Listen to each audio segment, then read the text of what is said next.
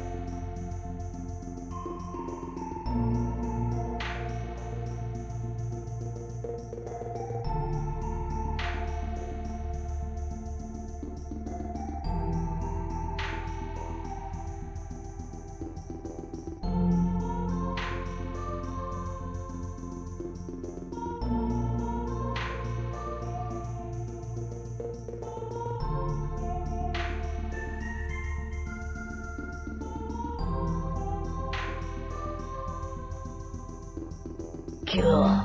Laughing all the way to the bank. Sharing my sub going back to work immediately. Hope all is well. Might pop in later. Hey, thanks for that big dick resub, Bloodbraid. Thanks for 73 months. That's almost 2 years. Thank you, thank you. And welcome, gamers. Happy Friday. Hope you guys are well. Hello, hello. I know I said I would stream yesterday. I'm sorry I didn't stream yesterday, but what matters is that we're here today. Hello. How crazy is that? Forget about the fact that I didn't stream yesterday when I said I was gonna stream. What up, Doc? What up, Sherm? Who else? Monks, Mimic, Sunshine, Fion, Felix, Austin, North Rex. Welcome, welcome. Hello. And Shinji. I think I missed Shinji. Hello, gamers. Hello. Hello, and welcome back to the Monkey Grindset. Yes, sir. Yes, sir. Man, that ROM hack was fun. The unhinged ROM hack. But now we need to get back to this shit. Alas. Alas.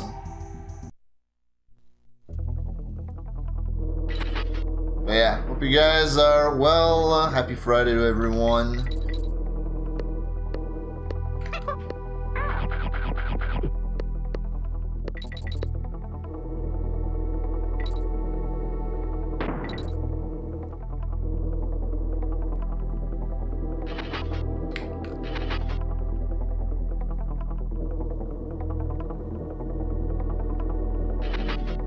Surprised it didn't work. I think it was too late.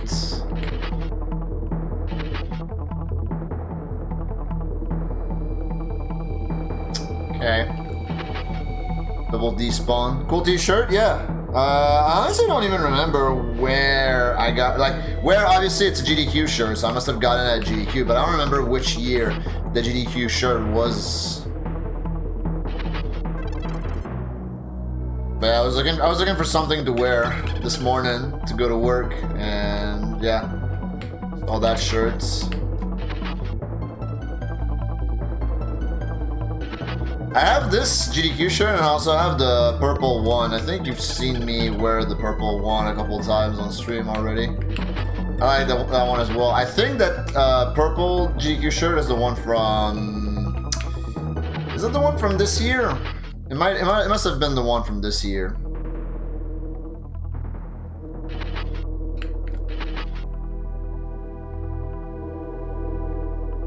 I keep despawning the guy. Okay, hold on.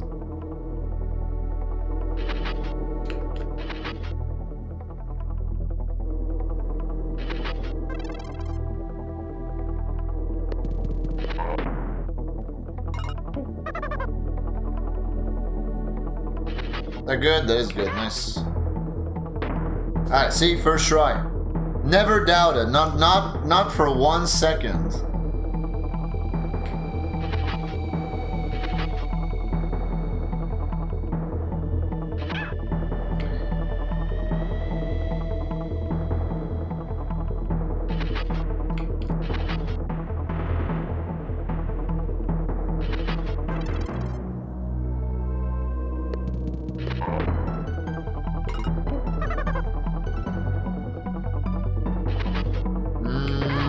Okay.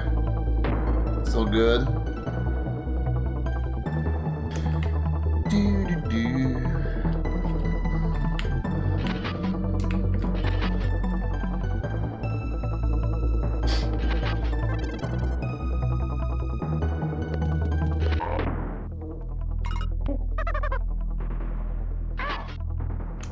Too close.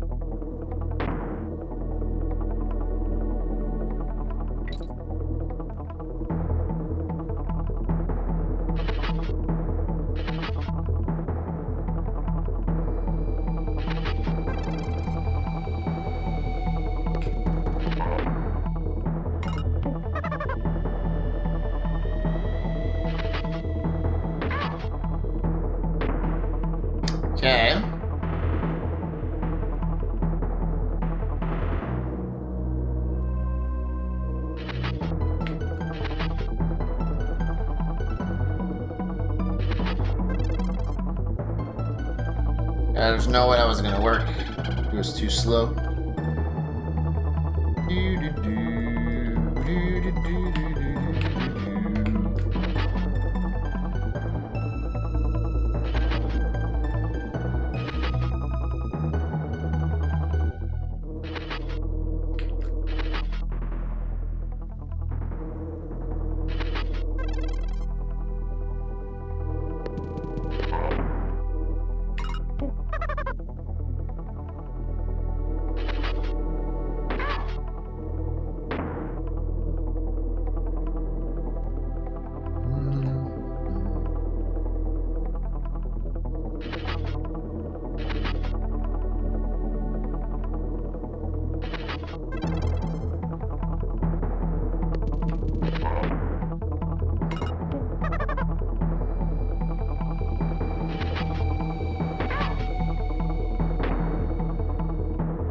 All right. I'm hitting it more often than I'm expecting, so that's pretty cool.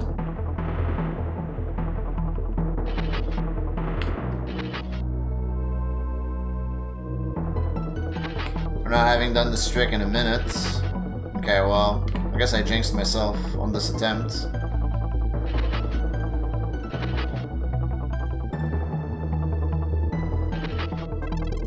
Yep.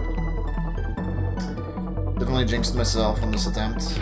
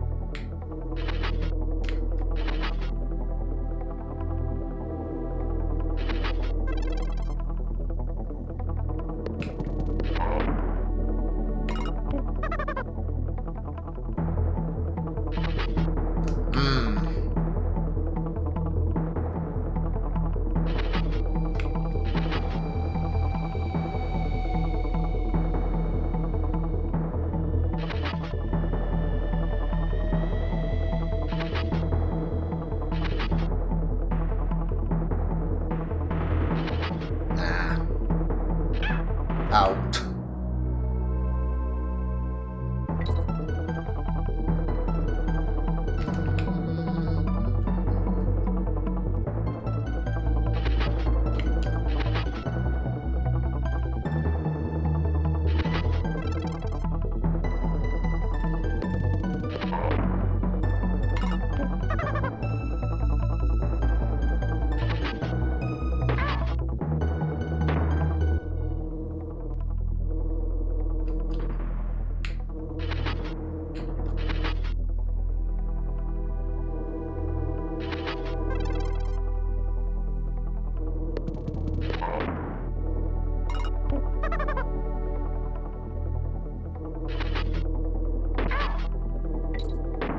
I feel like that one was close to not working.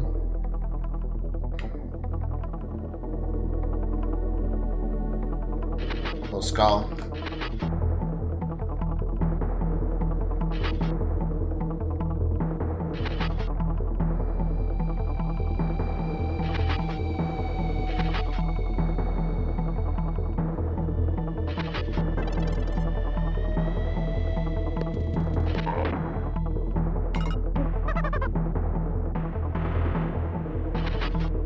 Yeah, it was fast.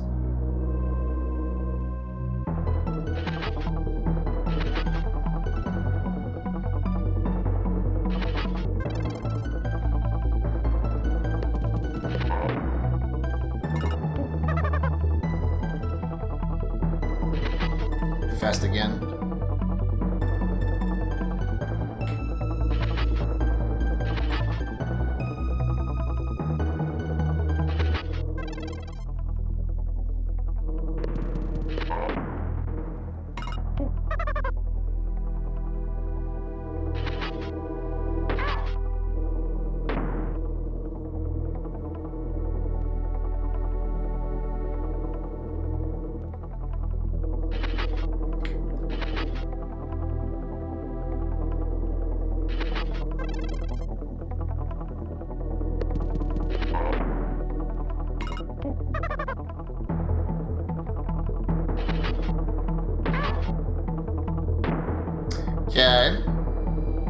feel like I'm 2 out of 3 at the moment on this trick. It's just kind of a good place to be.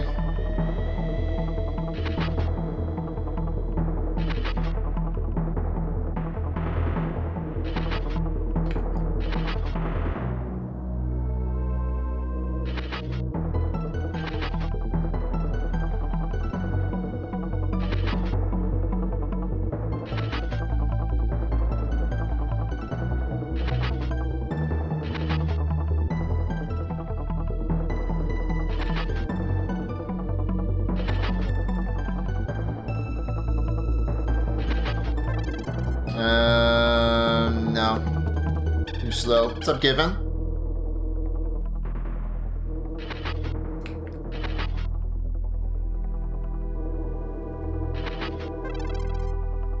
Cool. Laughing all the way to the bank. GLGL and keep on rolling deep version 0 OIDW. Yo, Man Mark, thanks for the 102. Well, it's 102's day. Thank you. Thanks for the tier 2 resub for almost 2 years, man. Thank you. I appreciate that. And yeah, I will. As long as the gamers watch and support, I will. But yeah. What up, Yanis? Am I getting more consistent? I feel like I am. Like, it's weird because I haven't done this trick in like a little bit. When was the last time I did runs? Because like I started Unhinged. I started the Unhinged playthrough last Friday. So it's been at least over a week, right? Since I did this trick, and I feel like I'm doing better right now at this than I thought I would. So I don't know, I'm pleasantly surprised.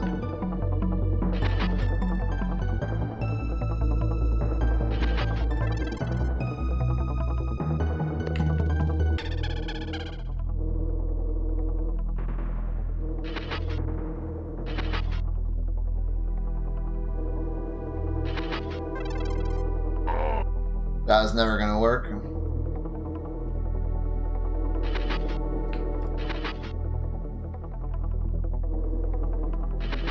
Oh, that was weird.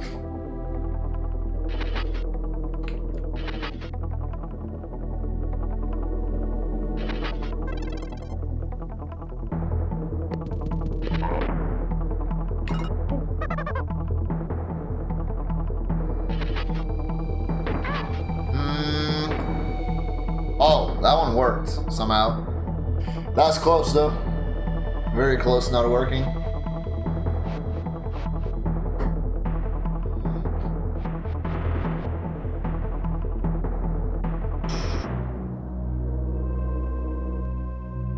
Honestly, I should probably review the other hard wrong warps today before doing runs. I should try Gusty and I should try Webwoods, especially Webwoods. Webwoods, I feel like I get rusty at Webwoods more easily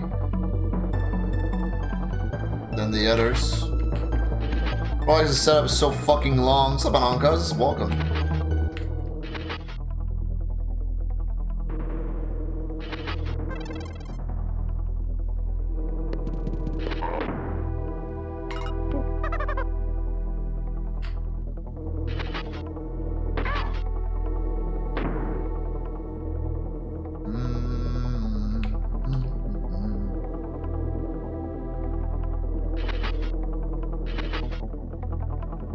I did enjoy Unhinged, very much so.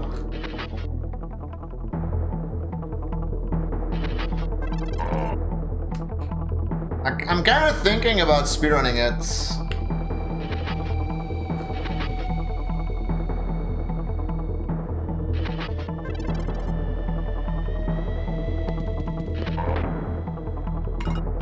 Probably, it most definitely wouldn't take as long as it took Unveiled to get good runs with it.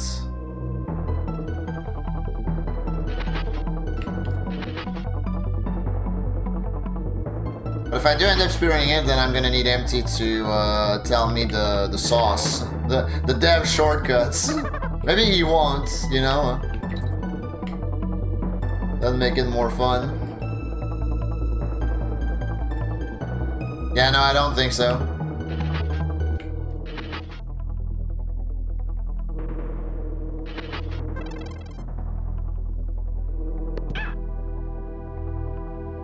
Unveil was really hard. I mean, still is really hard. But yeah.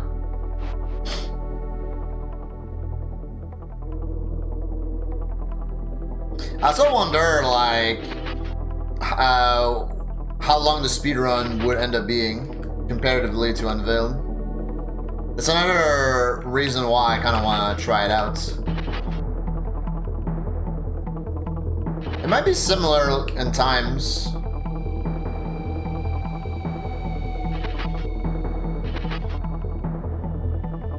The strats are gonna be different. Obviously, hello, Casual. Happy Friday to you too. Nice name change.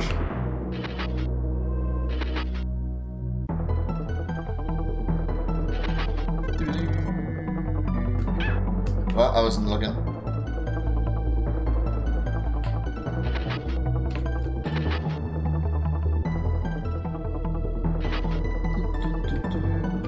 How's it been lately? Frustrating.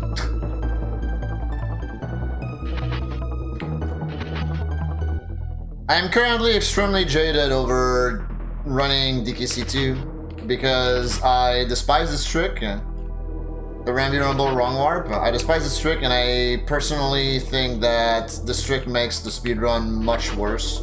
And I'm just like it doesn't excite me to go for runs when I know that 95% of them are not gonna make it past this stage, you know?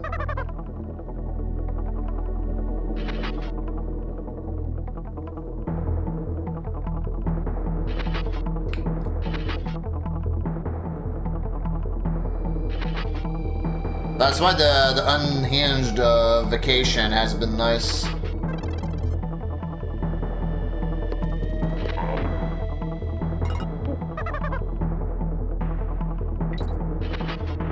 Fast. How did DKC do 80% sucks was my favorite DKC speedrun category? That's a good question. That's a really good question. I'll have to think about it. I mean, part of me still wants to say 90% minus this shit, but yeah. It could be 103. 103 is dope. I miss 103.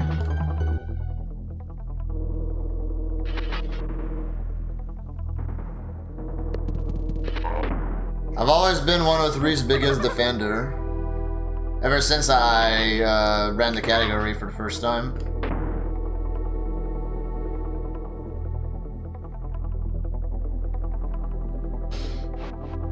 Top sale RTA? Fuck that.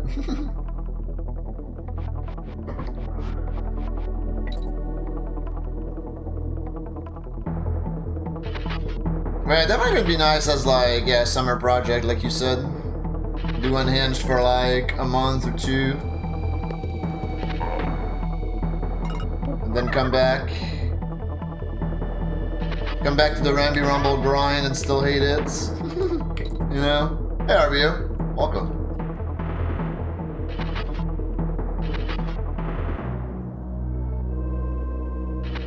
But yeah, it's like, yeah, I want a good run of any percent with this trick, or like rather like to get the any percent run that I want, I need this trick, and then, you know, I'm not afterwards looking forward to like the other categories that I will need to implement this trick in as well. So like, yeah, I don't know. The future of DKC2 looked promising when I picked the game back up earlier this year, but now I'm like, eh.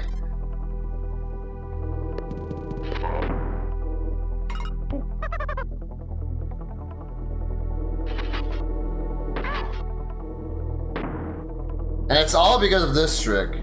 It really is all because of this trick. Hello, Shadows. Welcome.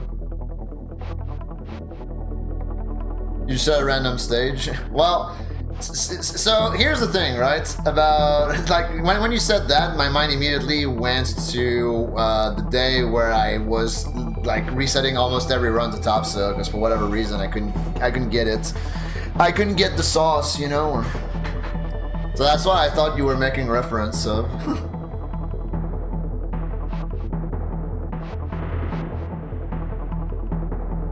Warpless.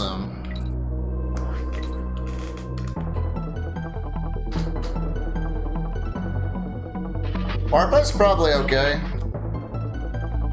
I'm curious about Warpless, if only for, yeah, Castle Climb, because I feel like Castle Climb has been optimized further since the last time I ran Warpless, because it's been a while. It's been a while since I ran Warpless, so I'd be curious to, like, relearn that whole sequence and see if I would end up being better at it now than I was back in the day, because I wasn't very good at it back in the day. I only got it twice ever in runs, and both of those runs PB'd. So yeah, looking back, it's pretty interesting.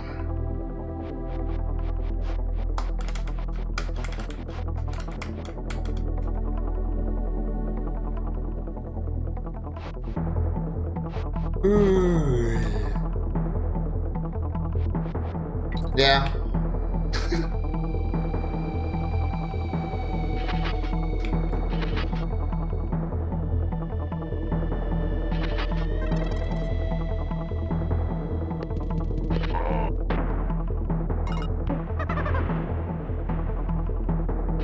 That's what keeps me going a little bit with this, in the sense that, like, I know I'm capable of, like, doing a one and done where, like, okay, I hit this trick and then I can just crush the late game and then get the run, capital R, and then move on from any percents for a while. Problem is it hasn't happened yet. In fact, like, what has happened the most recently is I hit this trick and then I beef it in Ghostly Grove, of all places. Like, I think I've lost like 3 runs in really ridiculous fashions, 3 or 4 runs in like really ridiculous fashions in Ghostly Grove, and it's like, okay, guess we'll be on that ride for a little longer.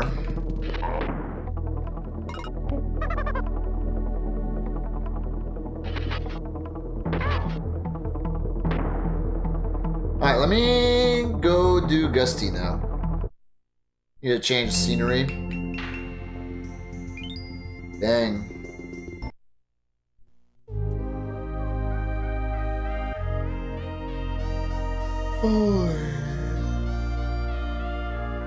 Yeah, the first run that I got Rambler in, it was a PB. It's the PB that I have right now, in fact. Very first run in a run.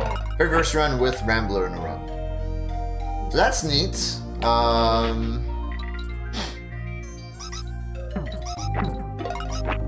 don't remember if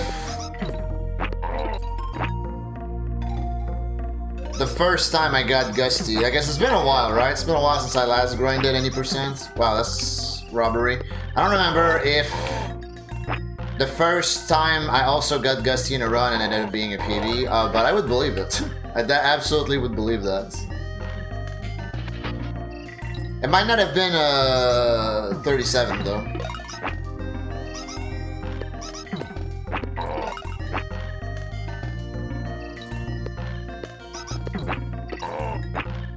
Need to go back to like my posts in the PB channel in the DKC Discord, and then we'll find out. What up, Fusion? Happy Friday, G-Word.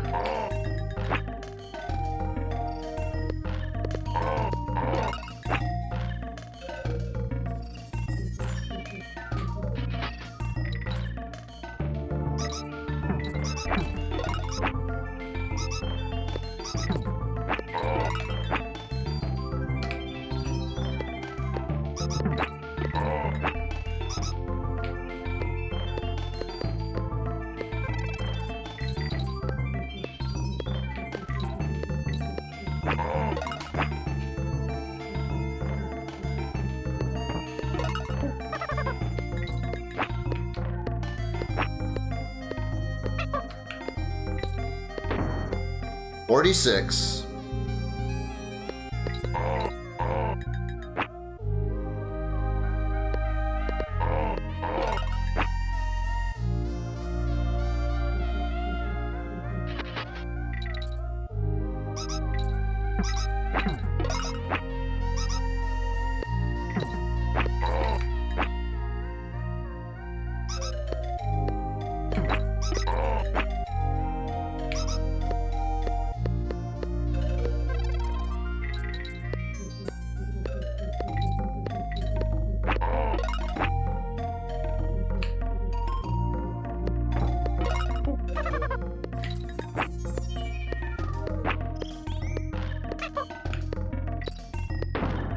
$46. 2 in a row.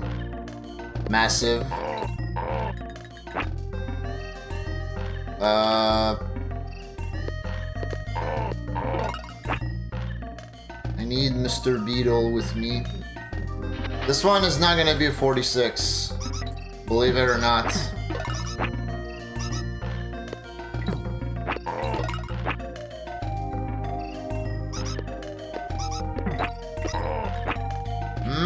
Okay. Close.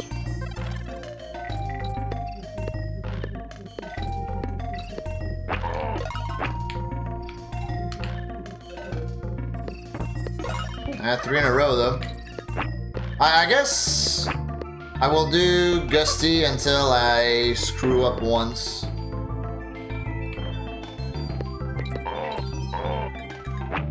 And then we'll do Webwoods, since I have a streak right now. The Gusty streak.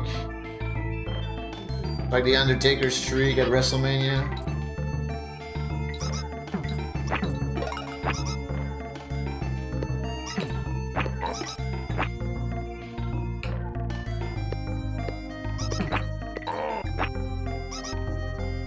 I'm already cutting close with that bounce.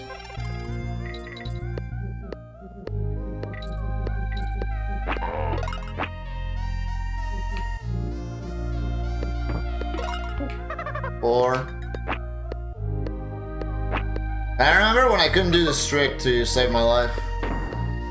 Pretty boggers. Did someone say 46? I mean, I said it twice. But, what about it?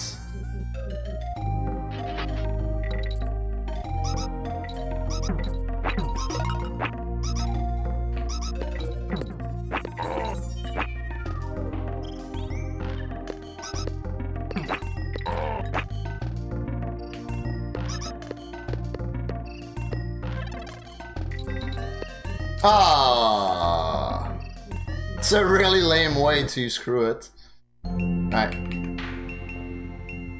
That's okay. Hello, airship. How's it going, gamer?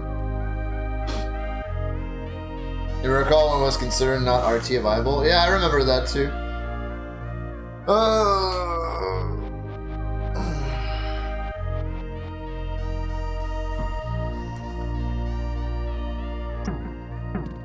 Loki wished that none of the new wrong warps would be RT viable still.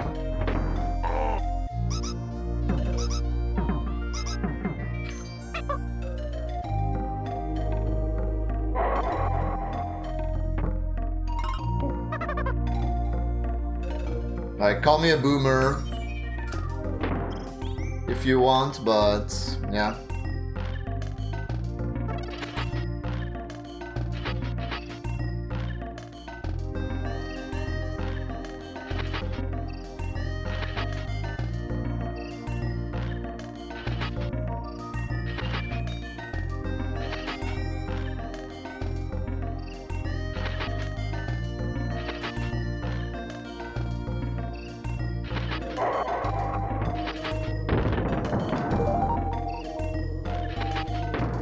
Damn, first try. Too easy, too easy. And that was an ILPV as well, because I got the thing. I got the pixel. It's Friday, hell yeah. Thank God it's Friday.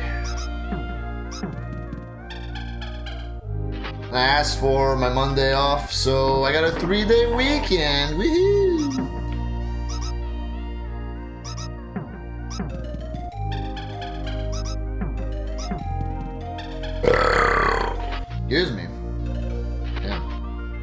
That's brutal.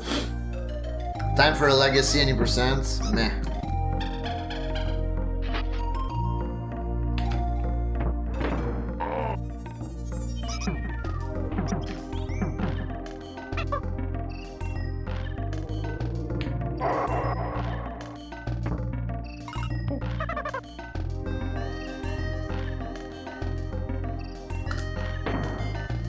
Cool.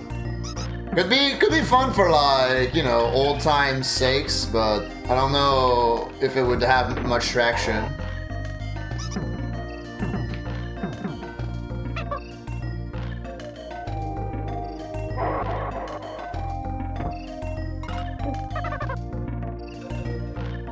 So I'm not really interested in being the one person to be like, hey, we should have a legacy any percent category. I'm kind of against leaderboard bloat in general.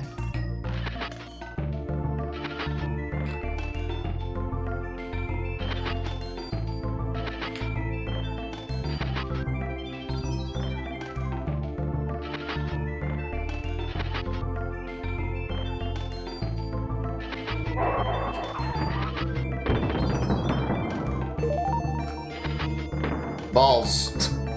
It's facing right.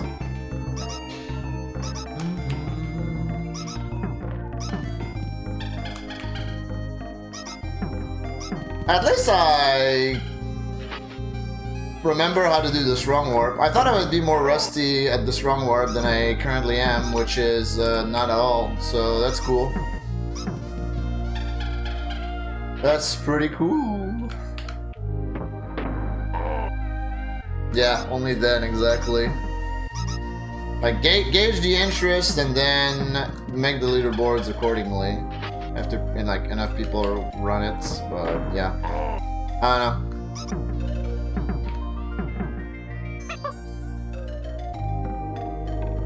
It mostly be for old time's sake, you know, like okay, hit the run that I like in any percent, and then like if I feel like running any percent except without the sucko shit, then yeah, it could be that.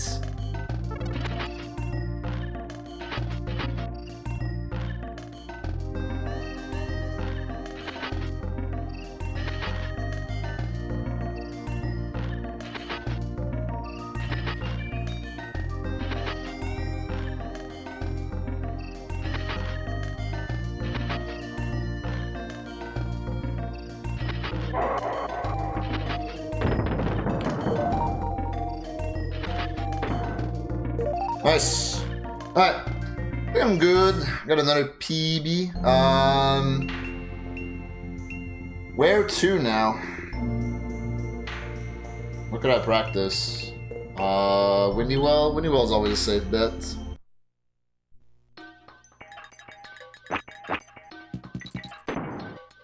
Methinks.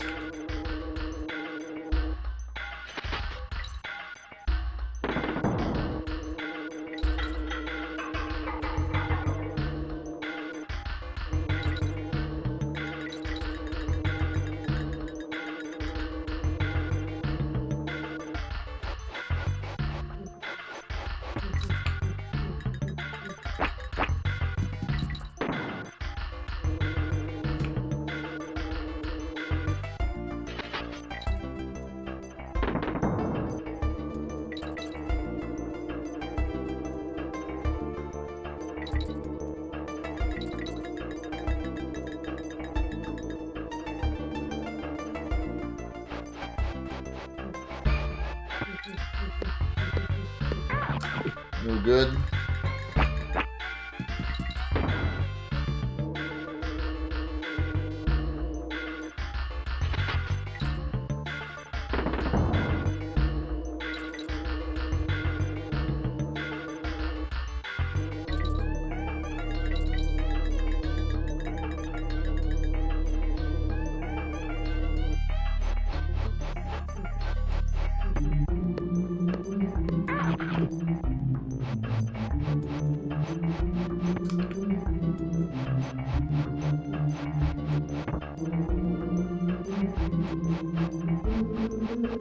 That's good.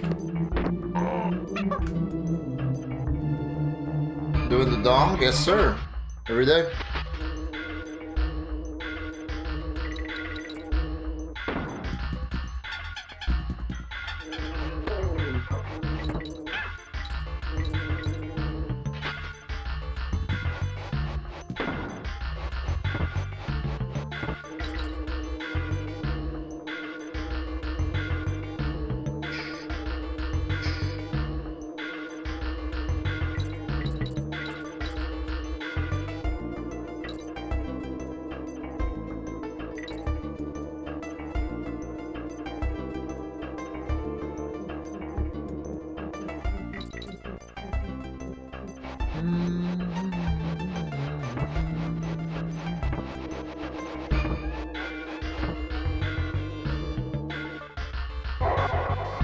Alright, reasonable.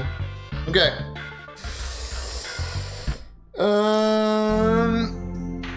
Prediction for the people. Prediction for the first run of the day. We love the first run of the day. What's going on here? Oh, cool.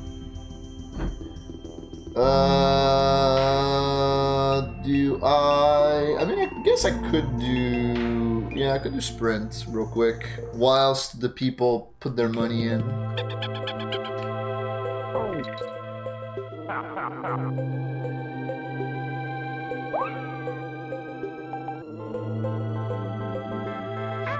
Ow.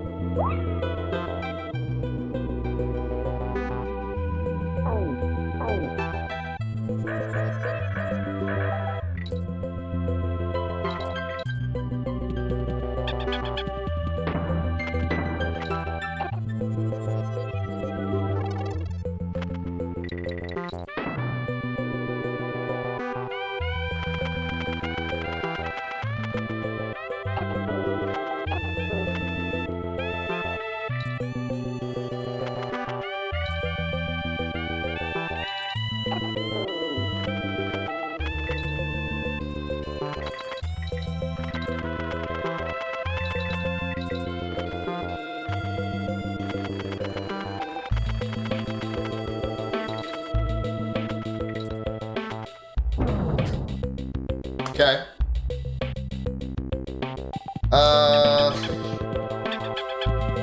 Yeah, let's just go, I guess. The one and done sprint.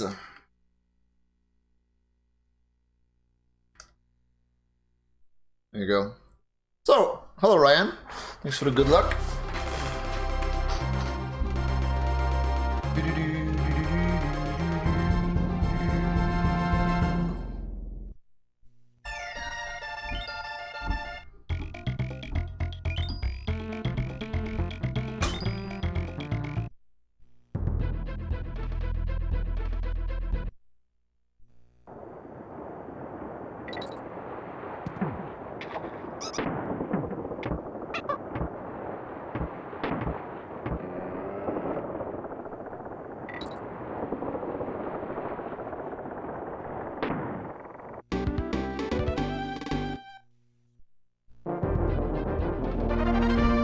Yo, Supersonic!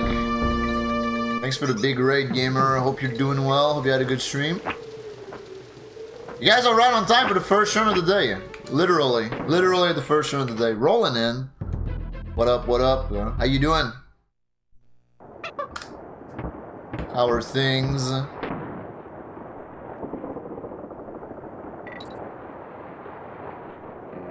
Yeah, I'm good.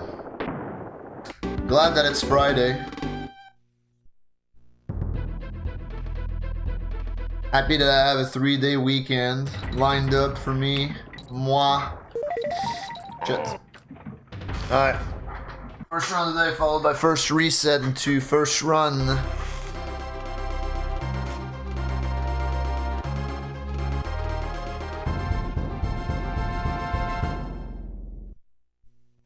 Whoa, how did you do the funny bee, Anon, cuz? Yeah, this is a true first run. Correct.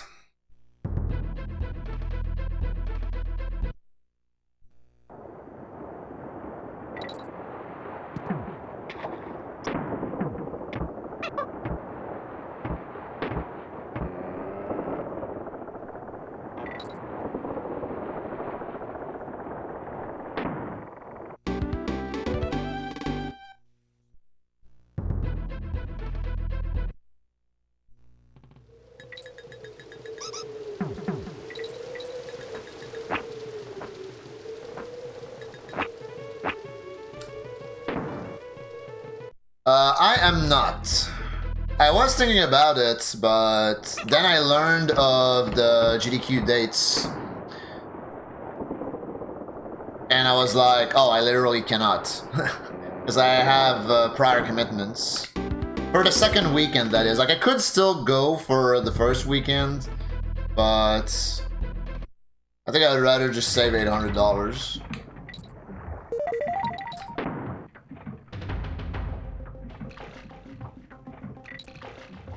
But yeah, main reason is prior commitments. I am thinking about Atlanta though. AGDQ in Atlanta. Just don't know what I would submit, that's the thing. If anything.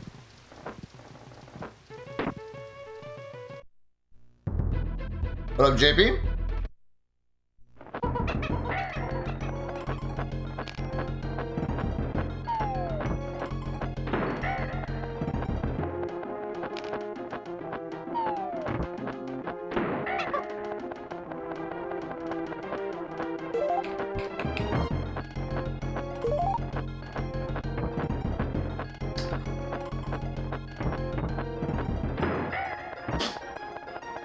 Yo, what up, Lane?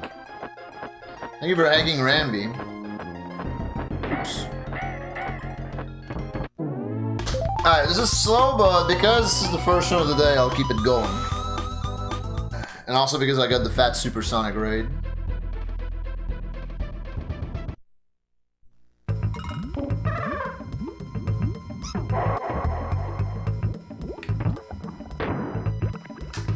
Cool. Laughing all the way to the bank.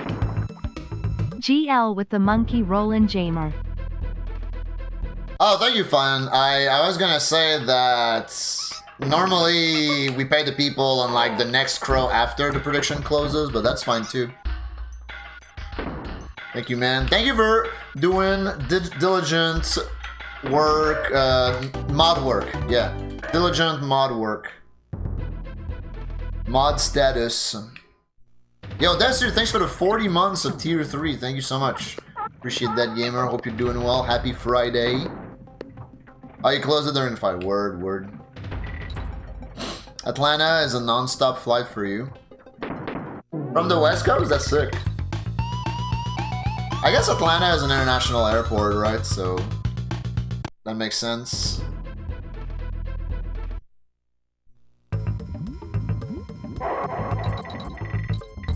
But yeah, me normally I connect either in Toronto or in Montreal, and then I have whatever flights to the states that I want, basically. But yeah, usually I have to connect. I've only like had a direct flight once, and it was, I think it was Orlando in 2020 for AGDQ. Active mods here. Yeah, I know, right?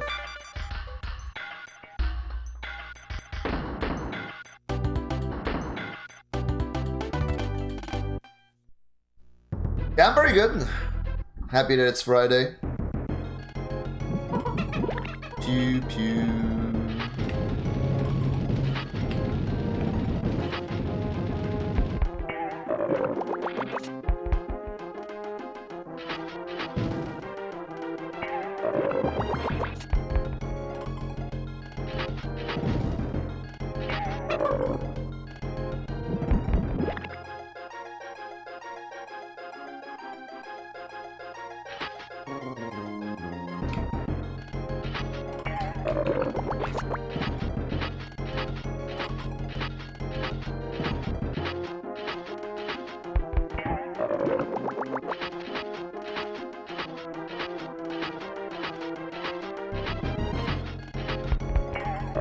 Lurking? What the fuck?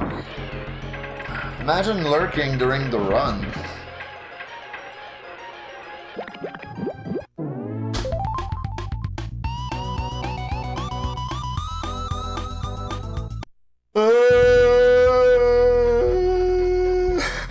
Excuse me.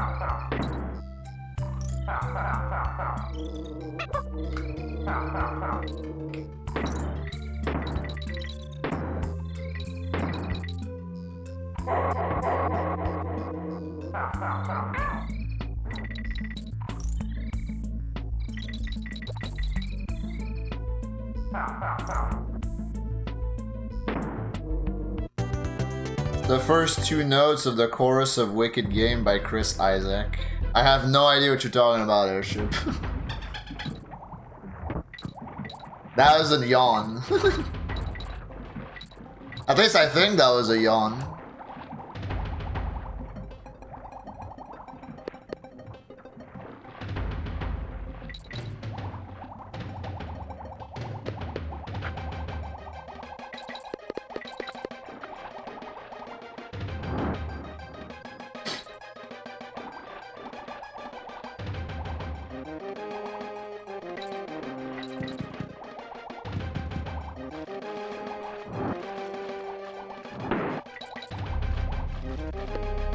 Yo, Sirian.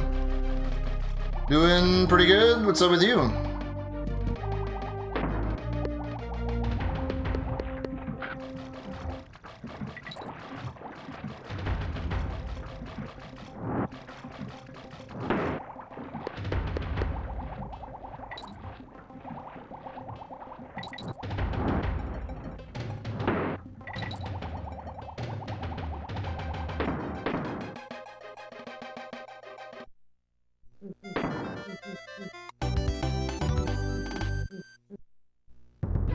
Yeah, no, it doesn't ring a bell, sorry.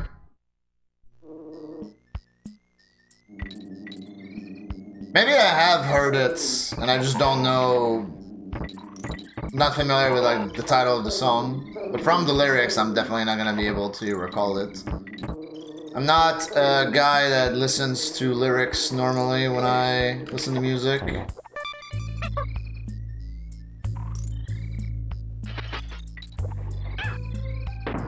Dang. Sweating balls is this heat away, but other than that, doing quite well. Nice! Shoutouts to Sweating Balls. You recognize the song, everyone has heard it. Gotcha.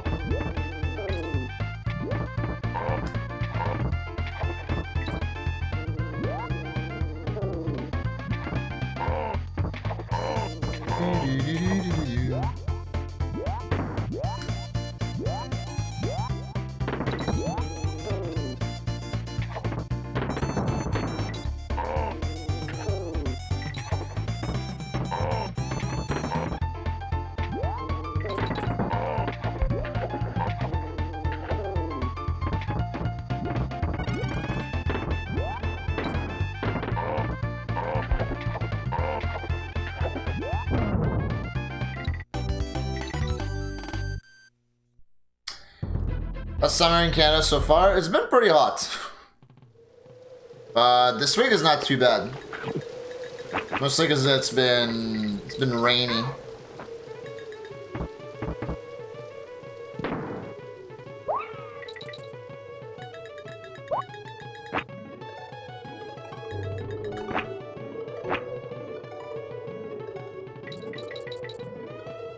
But yeah, there was like a specific week in May where we went from spring to like heat wave. And that was annoying. It's like either cold as balls or hot as balls up here. And this is why I should shut the fuck up when I play this level.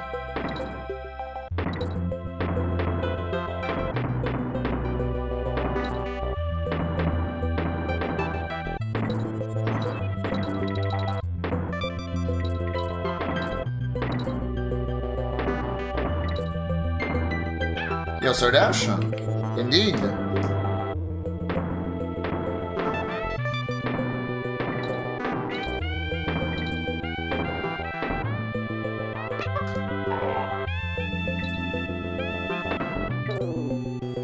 Who doesn't and love, the first shot of the day.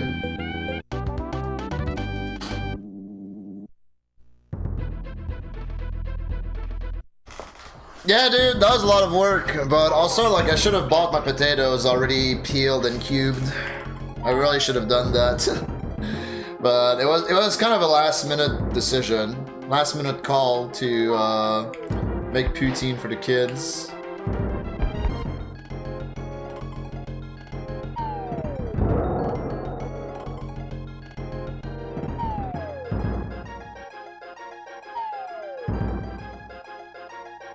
But yeah, that's cool that you saw the Instagram post. Hey, follow me on Instagram, by the way, gamers.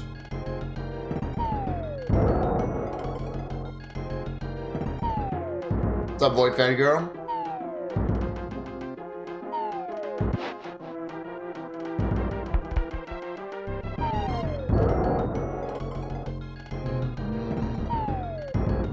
Yeah, it did make it from scratch.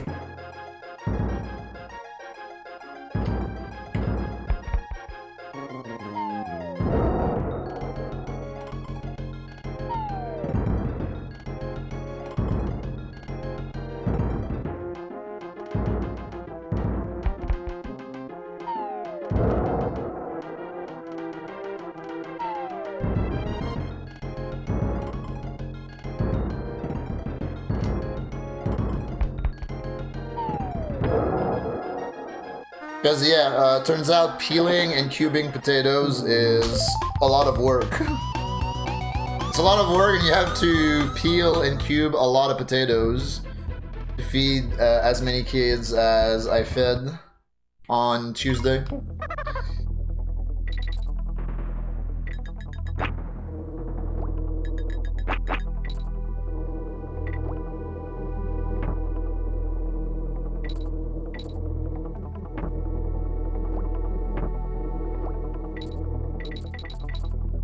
But I was very happy with the results. So yeah, we'll try the experiment again. Probably. I don't know when, but we will.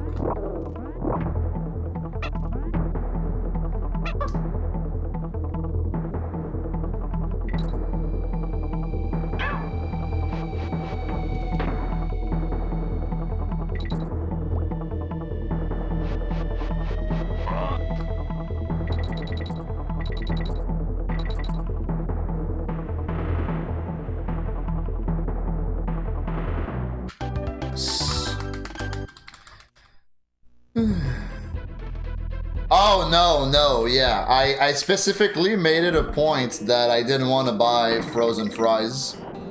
Because those taste like garbage. And also are probably really unhealthy.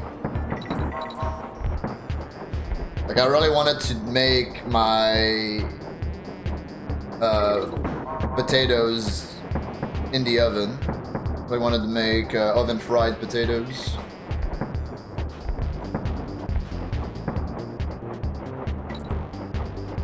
I mean, the fries were not fries, they were cubes. I already mentioned that I was cubing the potatoes, but, like, you know, same difference at the end of the day. But yeah.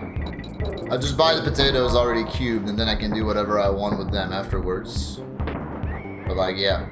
I wouldn't buy the fries store-bought and frozen already, because, yeah, I ain't about that life. If you're about that life, I'm not judging. But I ain't about that life.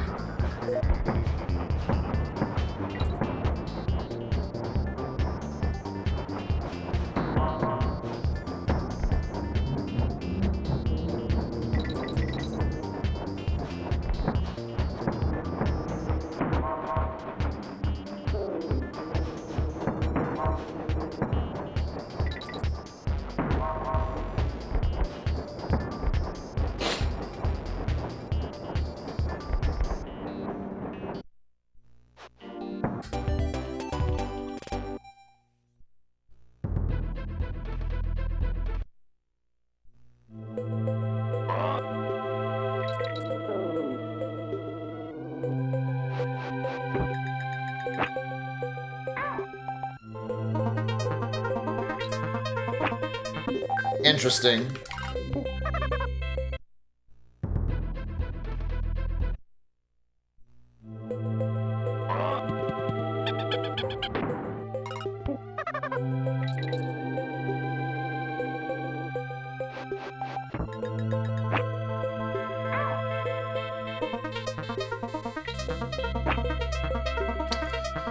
Probably too late on the Clash.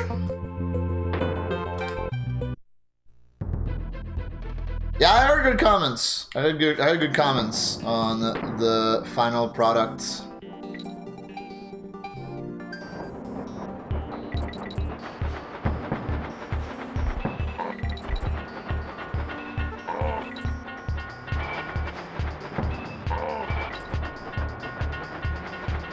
Like it's in those instances that I'm like, yeah, the juice is definitely worth the squeeze, you know? When people enjoy the food that you cook for them.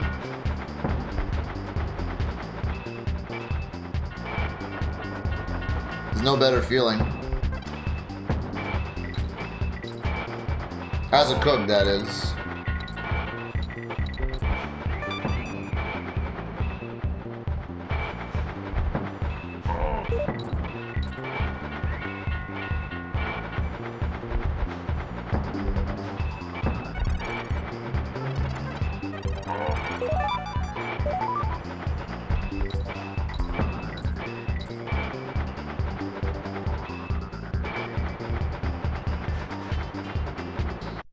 Whenever you make oven fries, it always becomes a mushy mess. How do you prepare your fries?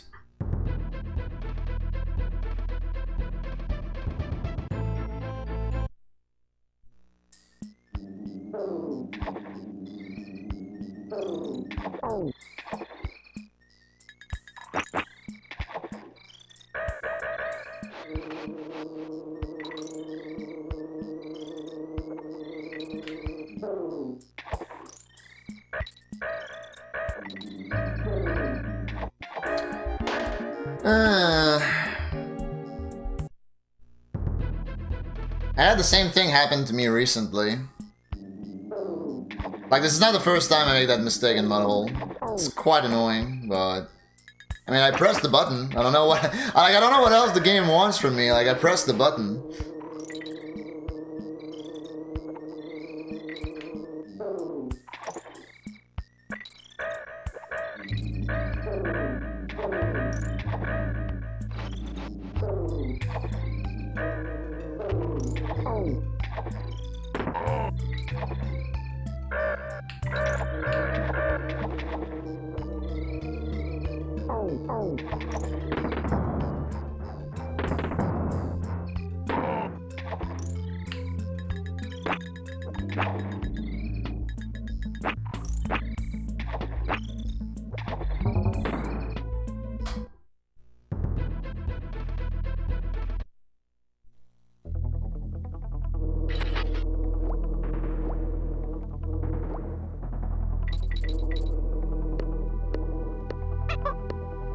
Oh, you boil them first.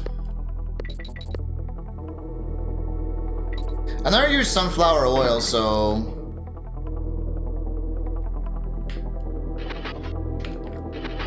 I can't judge here. Maybe your oven is not hot enough? I don't know. Feel like you're doing everything correctly, though.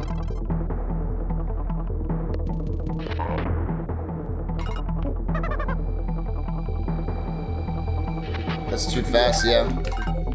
Lame. Yeah, I thought the same thing, Lame. Classic. A classic movie quotes.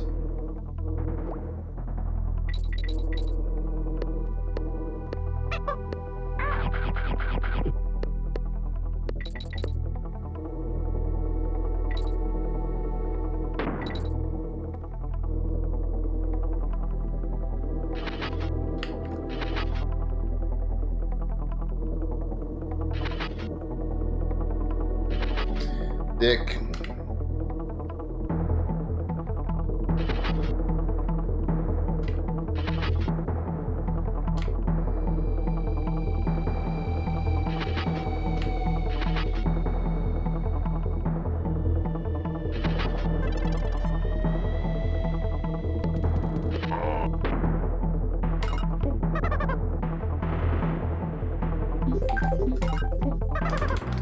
So much for 2 out of 3 in practice, by the way.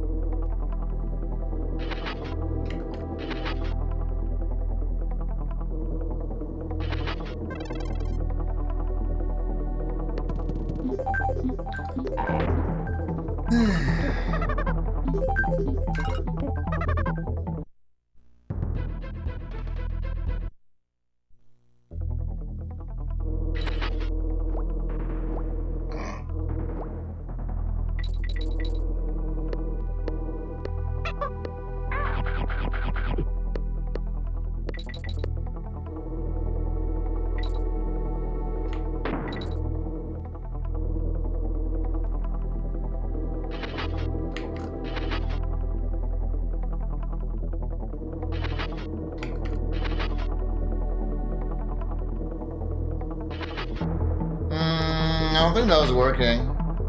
Maybe it was, but I wasn't 100% sure.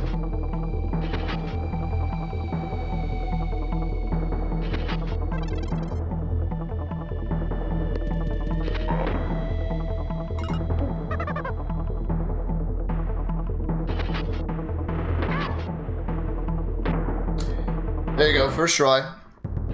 Bang! And we go again.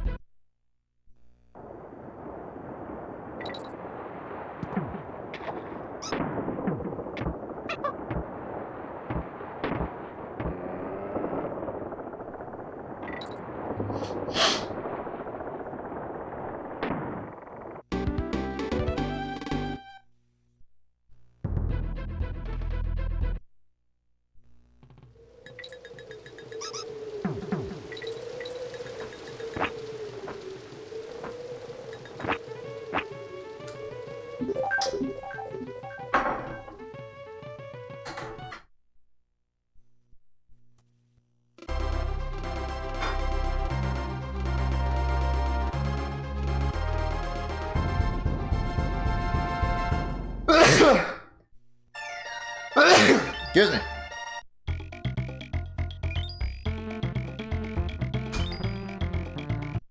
Thank you.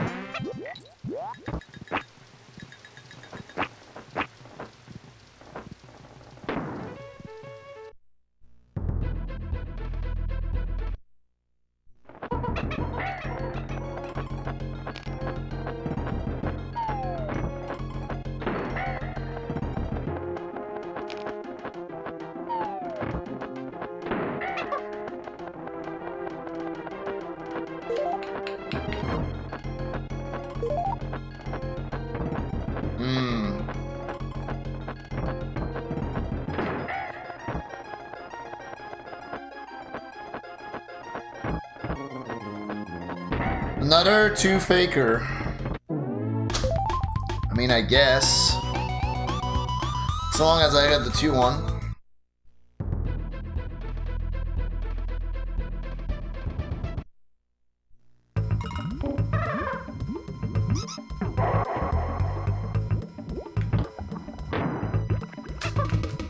Okay.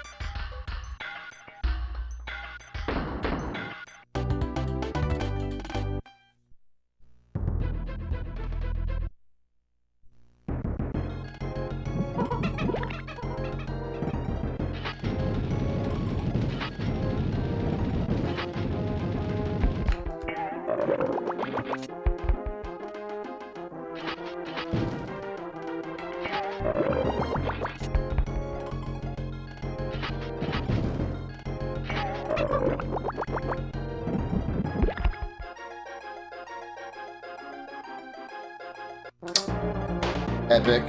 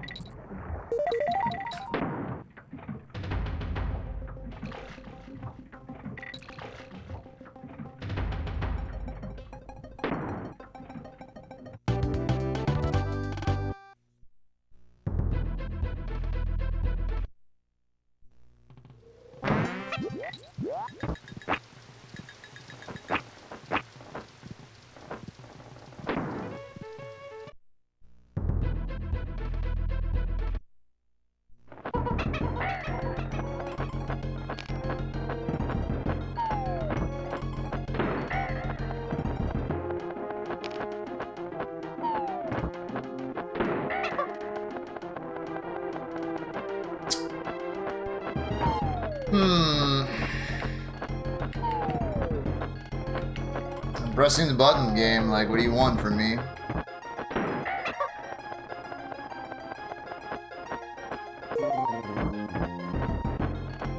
That's 3 times now that he's given me 2 fakes. Interesting. 3 in a row.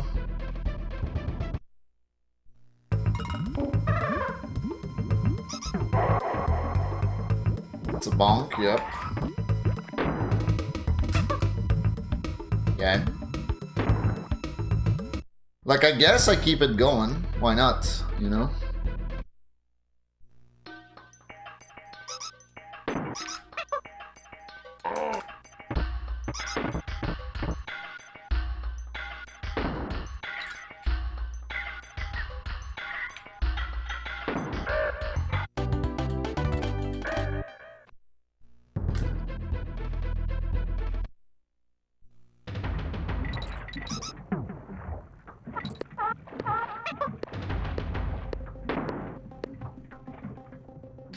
Hello, Minty.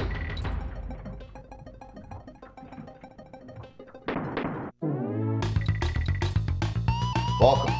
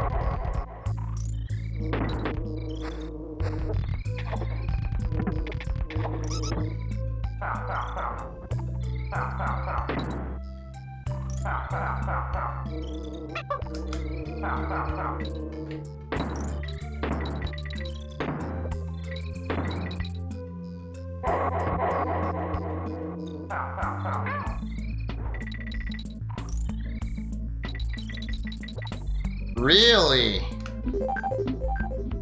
How? Like, straight up how? I think that also happened to me recently, and I was as confused then as I am now.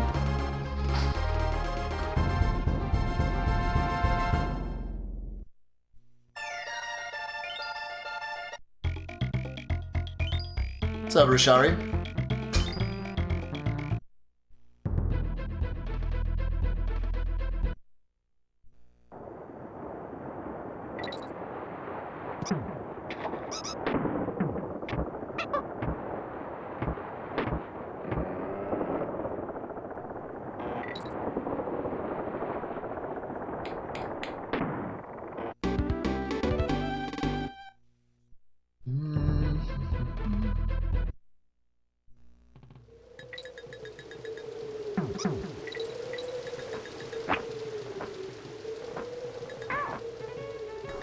What's up, Nyaki? Long time.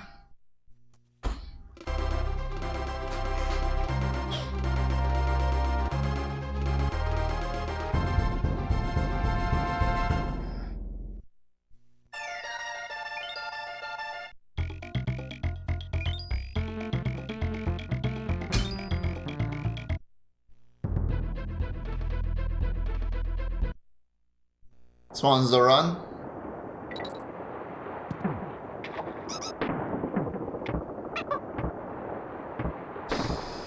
Alright. Happy day, it's Friday. This is any percent, yes.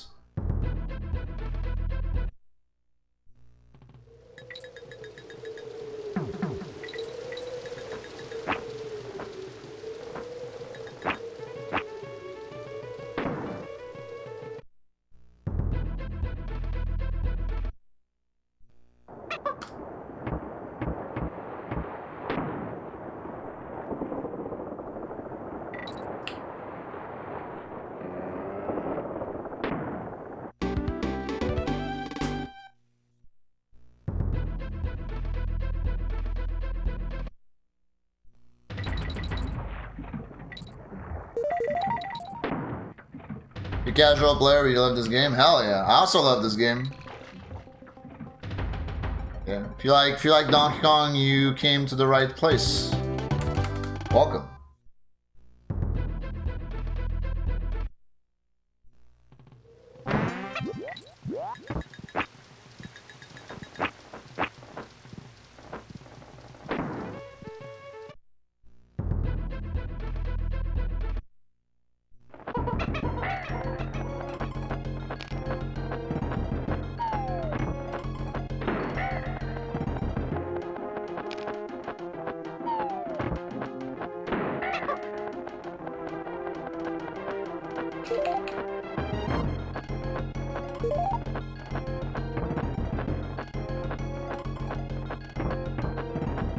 Is he gonna give me 2 fakes again? Yep. That's 4 in a row now.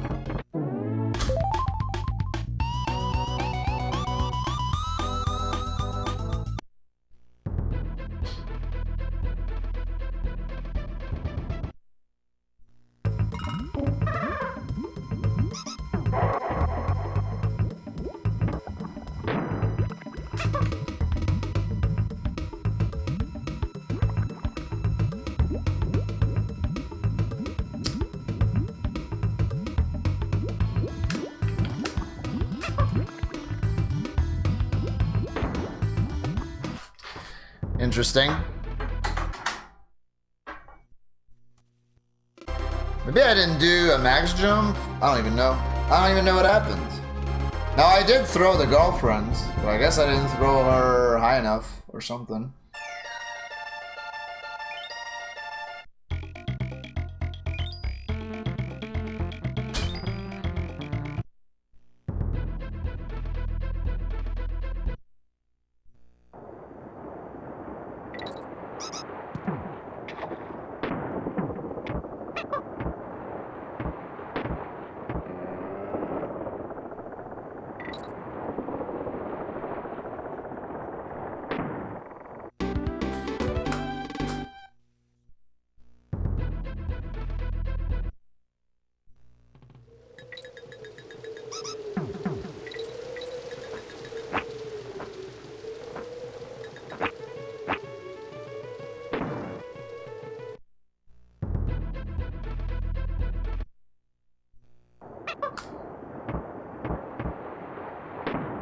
Code manipulation stuff? Yeah, you could say that.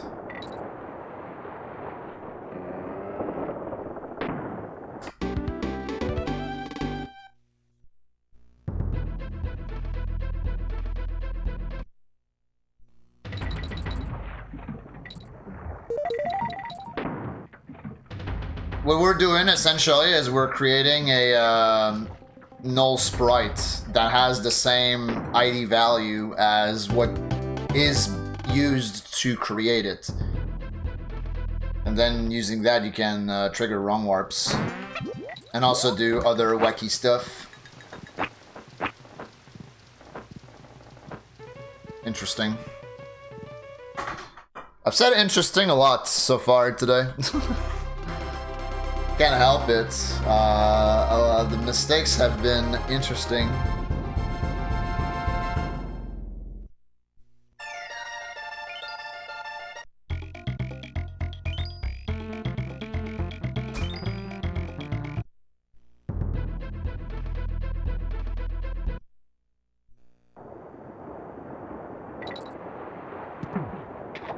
What's up, Graceful? Welcome.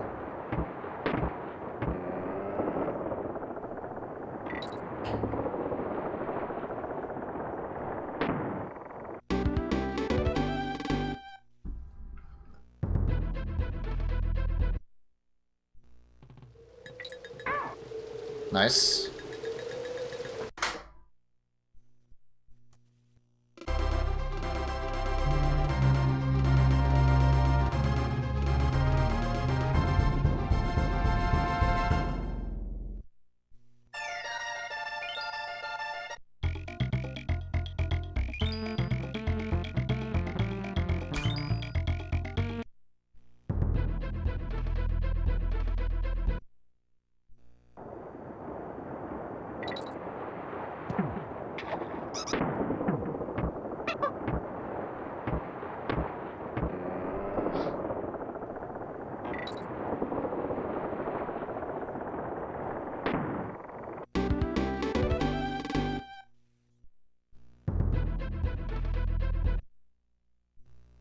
This is the one.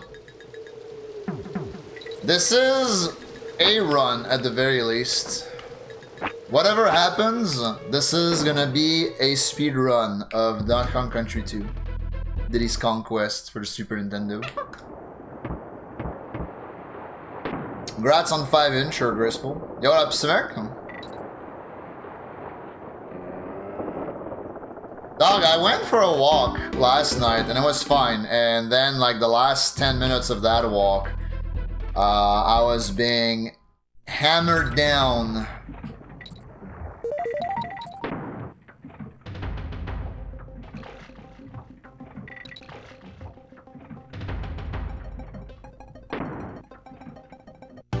So yeah. We hate rain.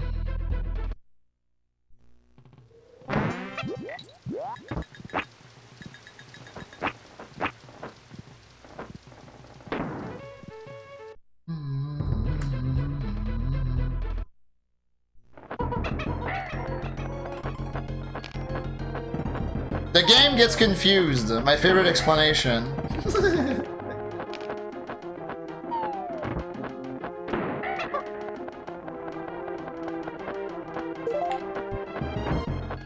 Alright.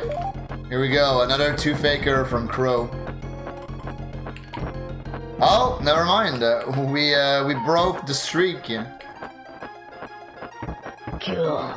Laughing all the way to the bank. Mornin' cute G Mayer's UWU dataface. Nice. That was 4, right? Dang. Stack, thanks for the 50 months. Stack, I thought about you before going live because I was watching a YouTube video on the Matrix series.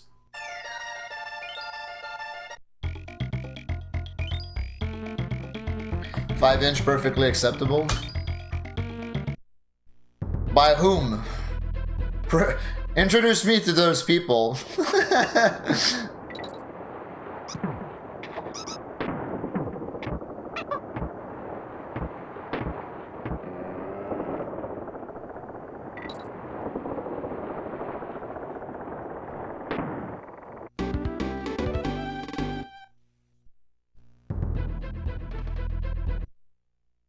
What was it focused on?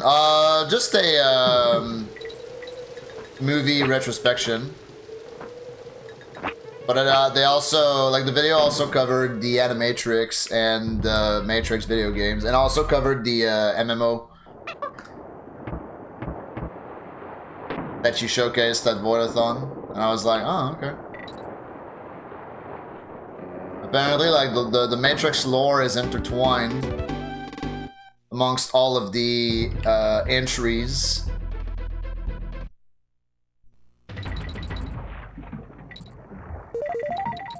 Which is cool.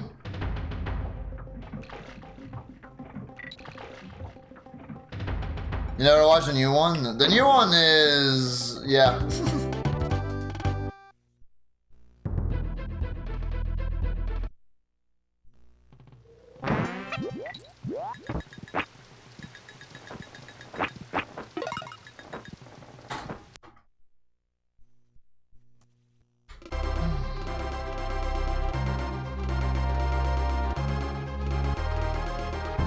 I never think about you before stream. Sorry, buddy.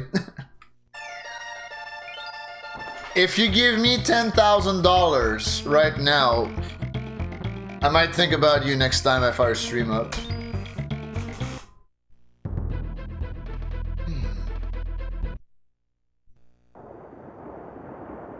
The game doesn't crash, but instead triggers the cheat menu. Ah, interesting.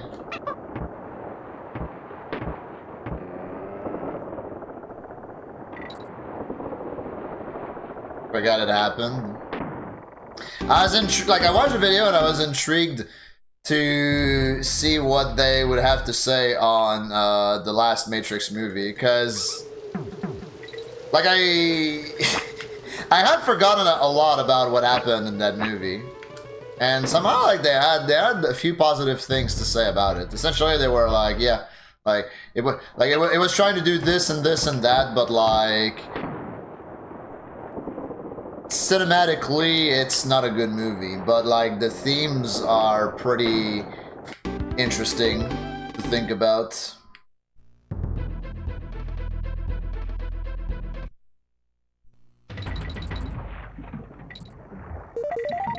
Yeah, that's also something that the guy who made the video made a point of. He was like, "Oh yeah, Lana Wachowski basically said, okay, if you're gonna like use this IP, then like I'm gonna make sure to burn it to the ground, so you can't use it anymore."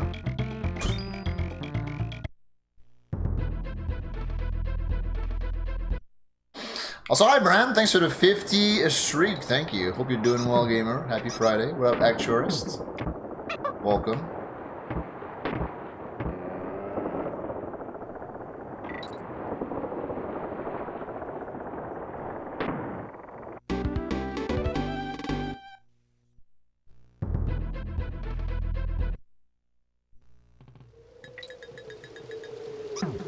I mean, you said it, Rishari, the game gets confused.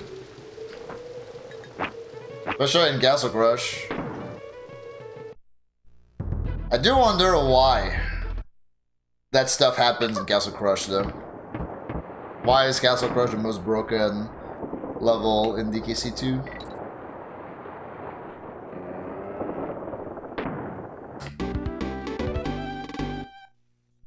Gremlins 2?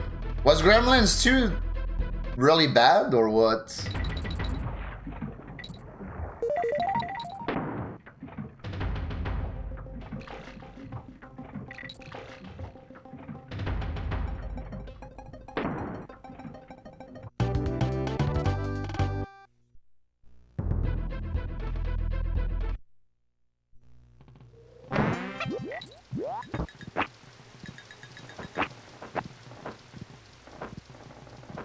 Interesting.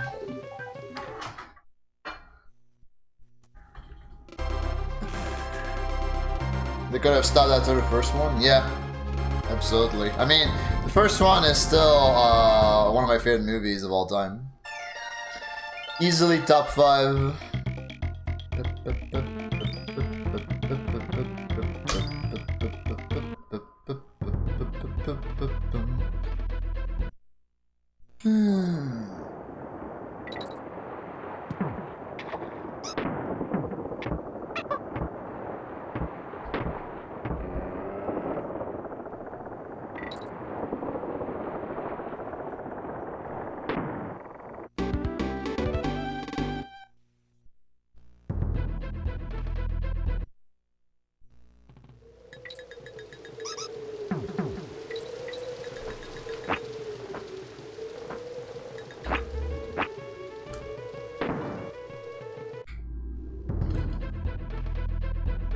Okay.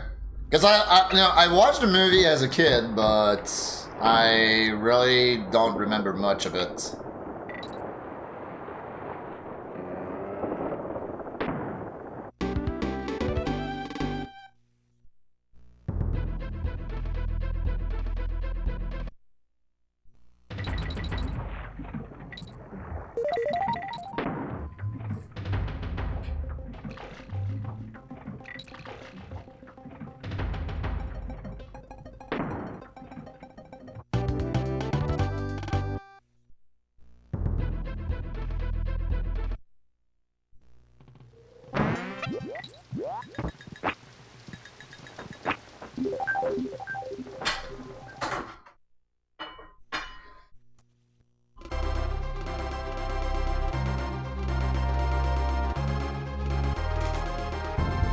Like, I remember how the movie ends. I remember that, like, all the gremlins were, yeah, probably in the TV studio, and then they just, like, electrocuted all of them at once, right? They started, like, the fire alarm or whatever, and then they electrocuted them. Imagine Shawshank too. Yeah, imagine Forrest Gump too.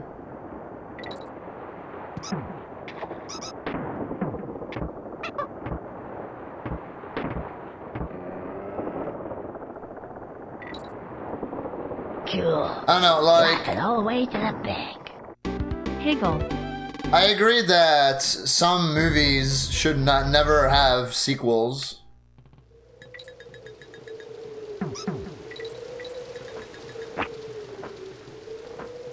Like, just look at all of the Pixar and DreamWorks franchises and movie sequels that they chat out in the last, like, what, 10, 15 years? It's crazy.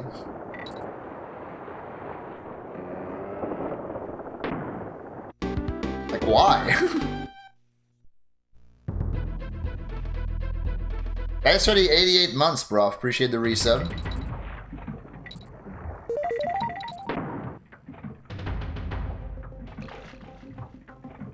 Pretty sure Forrest Gump has a sequel. I'm pretty sure there's no sequel. And even if there is a sequel, there is no sequel.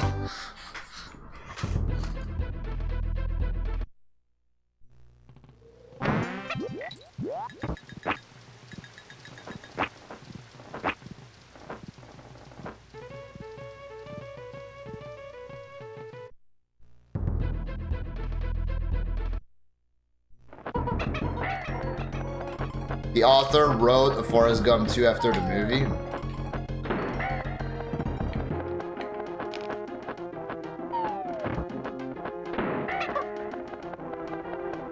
Isn't that exactly what the Jurassic Park author did as well? Because I rewatched the Jurassic Park trilogy recently. Then I started also watching the Jurassic World movies. I mean, at least like what was available to me on Netflix. And I didn't know that, like, Michael Crichton did not have a sequel to any of his books before The Lost World, and he wrote The Lost World after the success of Jurassic Park in theaters.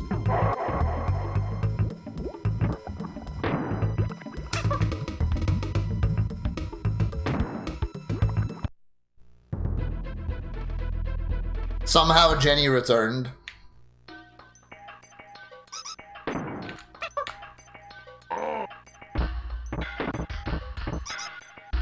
The script was written, director Robert Zemeckis, Eric Roth. Ultimately decided the original story had a perfect, complete conclusion and chose to scrap the project. Yeah, good call.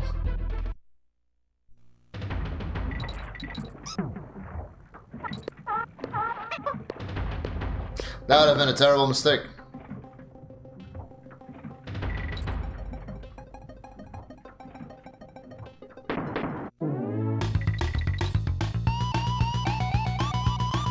Primitive War, R-rated dinosaur B movie.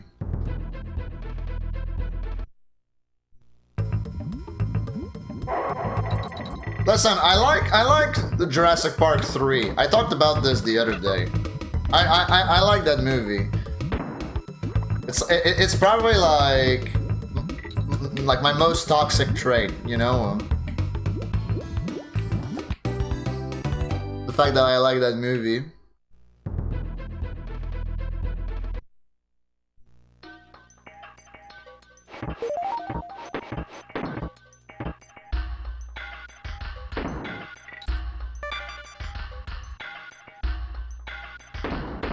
Let the ending be the ending. The last time we talked about this, I brought up the Hangover trilogy, and it's like, the first movie is really good. The first movie did not need sequels, but I guess they had to like milk it. Just like how successful the first movie was. I haven't watched the third one.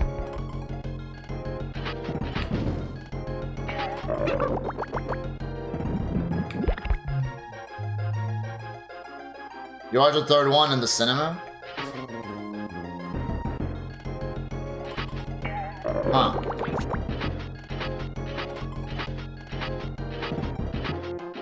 Honestly, I didn't even know that movie, I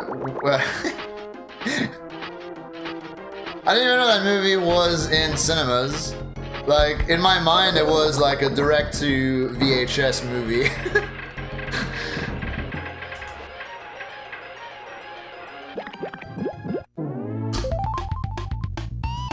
Jurassic Park 3 actually implemented unused ideas from the first book. Oh, really? That's pretty cool. I didn't know. I honestly should read the book, the Jurassic Park book.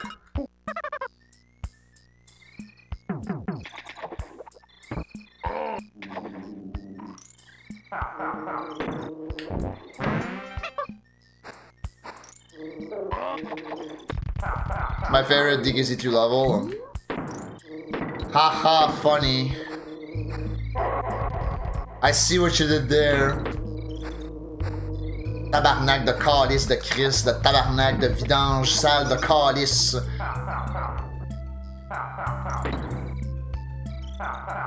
Bro actually gets so mad over losing like 2 seconds because it's Ramby.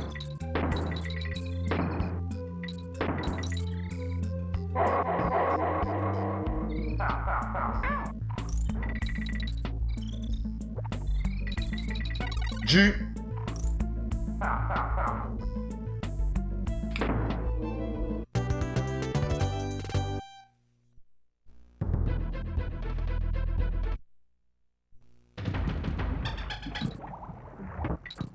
Shrek is now a cinematic universe with Puss in Boots 2, and that was somehow very good. Puss in Boots 2, the Last Wish or whatever that movie was. Apparently, yeah, that movie is really good. I haven't watched it yet, but...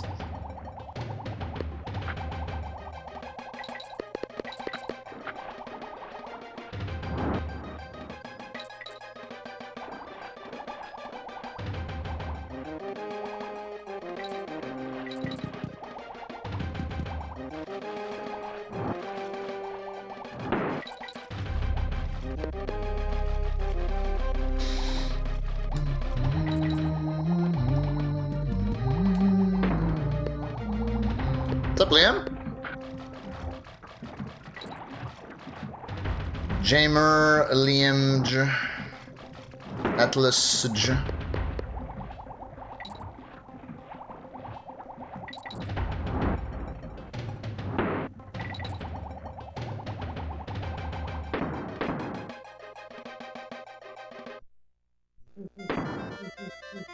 You love the Resident Evil movies? They're entertaining. I can't even lie. I haven't seen the last one, but I've seen all the others, and yeah. I've actually watched the fifth one, Retribution, I think is the name of it. I've watched that one in theaters. I think it was like me and like 2 other people.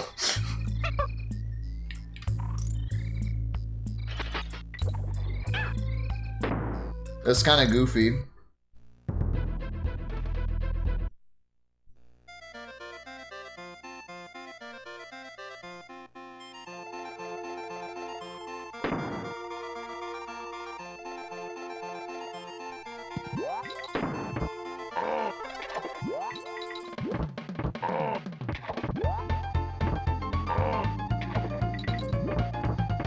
Hey, Starshot.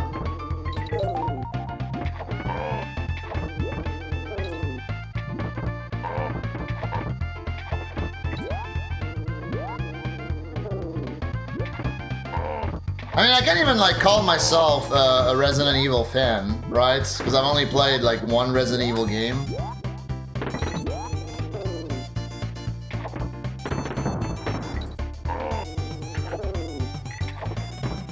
But I kind of like the world building that they did in the movies.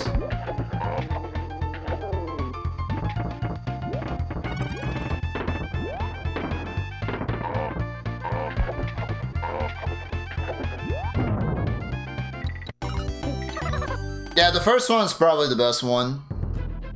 Hello, Carcinova. Been a minute indeed. I am doing alright. What's up with you?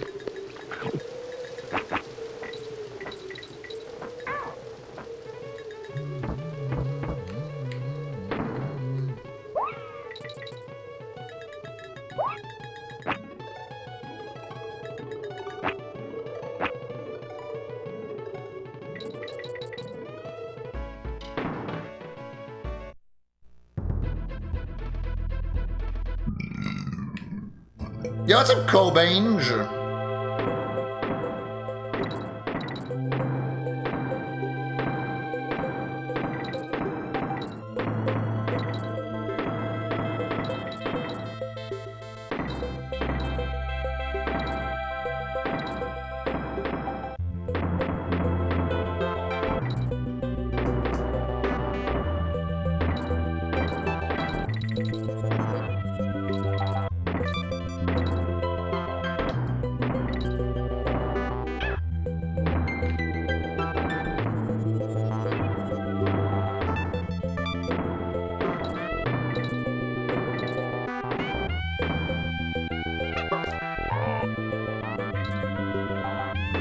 What's up, boy Mario?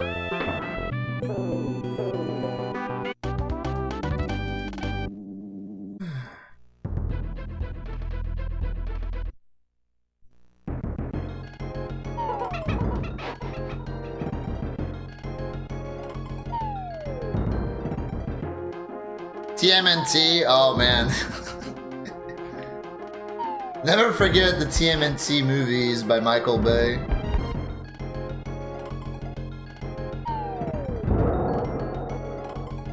What's up, Arcana?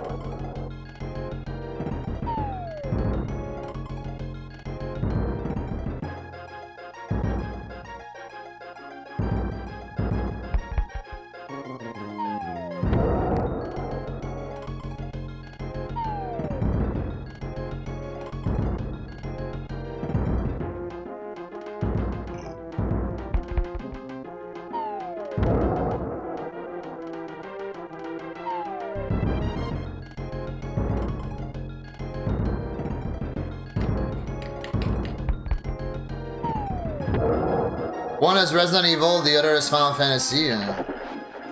Can we add Kingdom Hearts to that list? I know nothing about Kingdom Hearts, but I know I would go fucking insane if I had to play the Kingdom Hearts series. Back to back. Or front to back. Oh yeah, Cobain played RE2 Remake recently. Because I told him that that game is good.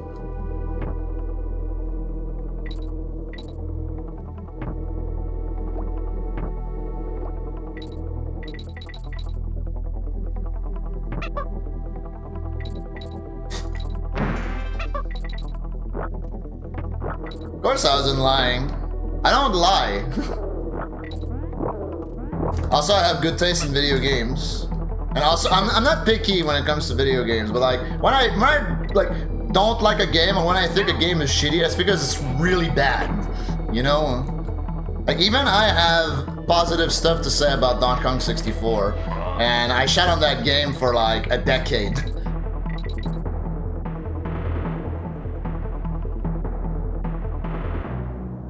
Actually more than that, but like publicly I've shat on that game for a decade.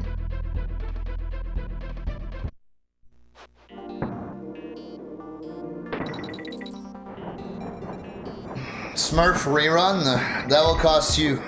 That's all I'm saying. That will cost you. If you want, if you want to make me play or do something cringe, like I don't know, like empty your pockets. I don't give a fuck. I'll do it. Just give me, empty your pockets. Give me that dollar.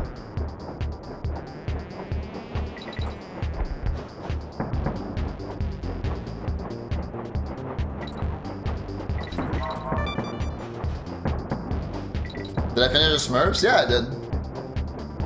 It legitimately was the worst game I've ever played. But also, like...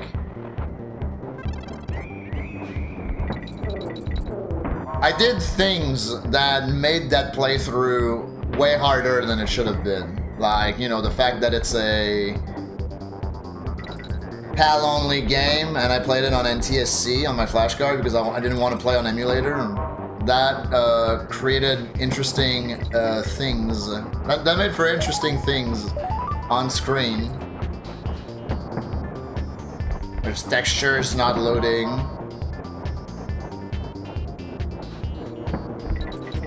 Level layouts being fucked up.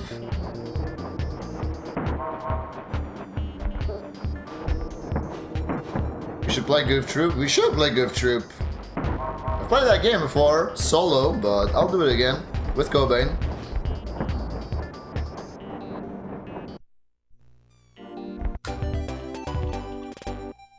Yeah, also the fact that it's shit. Yeah. That, like, the fact that the game sucks did not help playing the game, you know?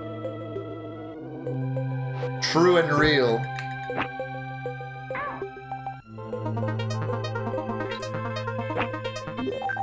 2 in a row. This time I honestly should have just tried the wrong mark again properly there. Like I knew that wasn't gonna work, but I was greedy. Extremely greedy.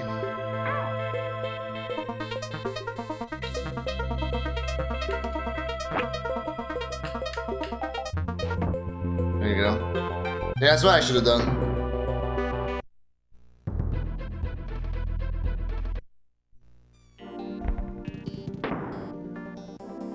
You wouldn't play Bubsy? Then don't. Like...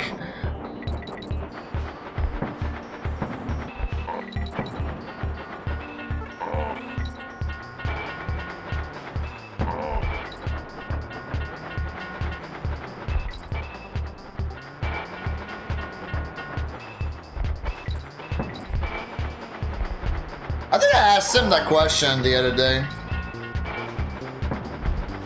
And I think he gave me like 3 different James Bond movies.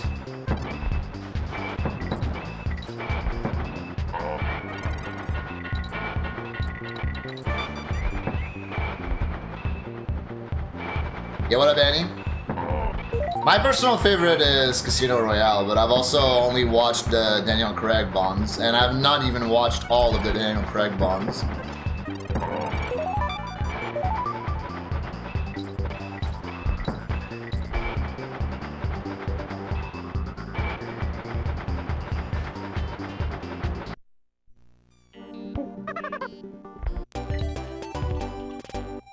It did not suck, it blew.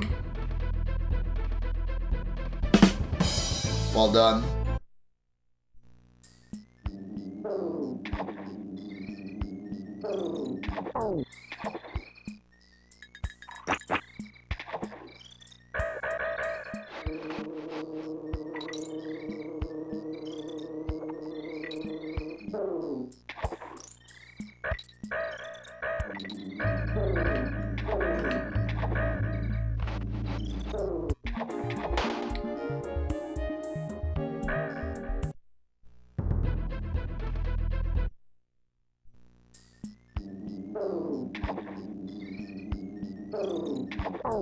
Top 5 Bond girls? That's a great question, actually.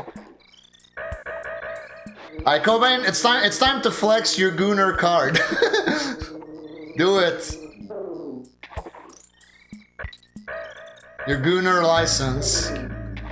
Qu'est-ce de tabarnak?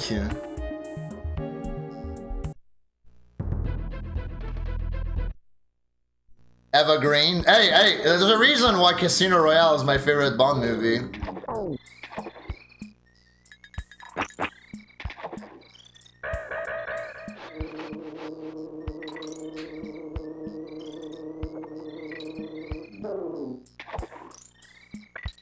I mean, there are multiple reasons, but like, Evergreen is one of them.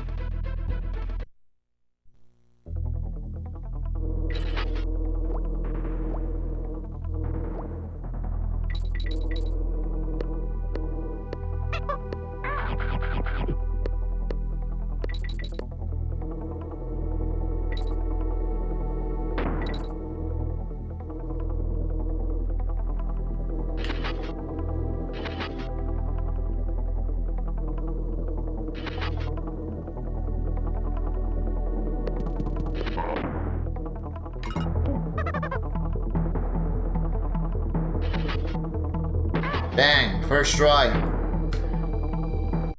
Unfortunately, I fucked up Rambler and died twice in Muddle.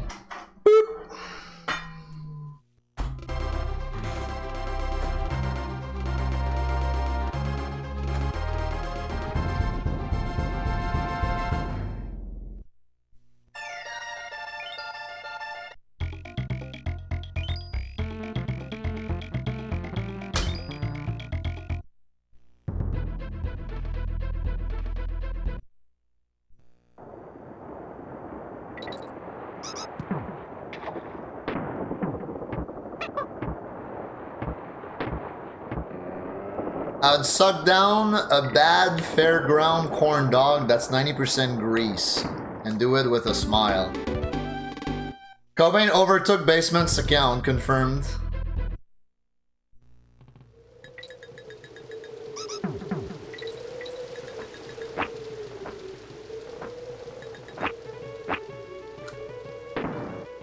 You do super speed on the first honey level. Essentially you like... I hate saying the game gets confused, but like, what you want to do is like, basically trick the game into thinking that you're mounting Squitter and also grabbing the hook at the same time. And for whatever reason that unlocks the camera, and then that's what makes you go really fast forward. It doesn't save as much as it looks because setting it up costs you a bit. Setting it up and also like taking the detour to grab Squitter.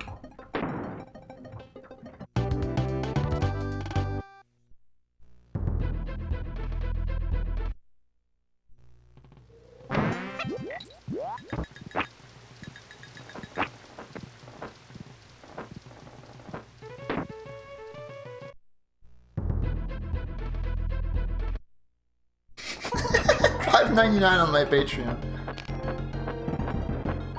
Cobain actually flexed his Gooner license.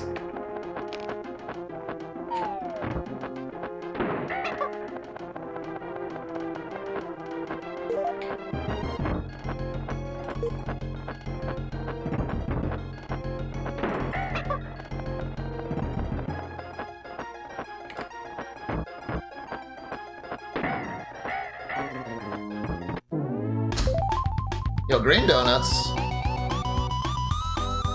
Your top Bond films? I've never seen a single Bond film. Well, congratulations on making this all about yourself.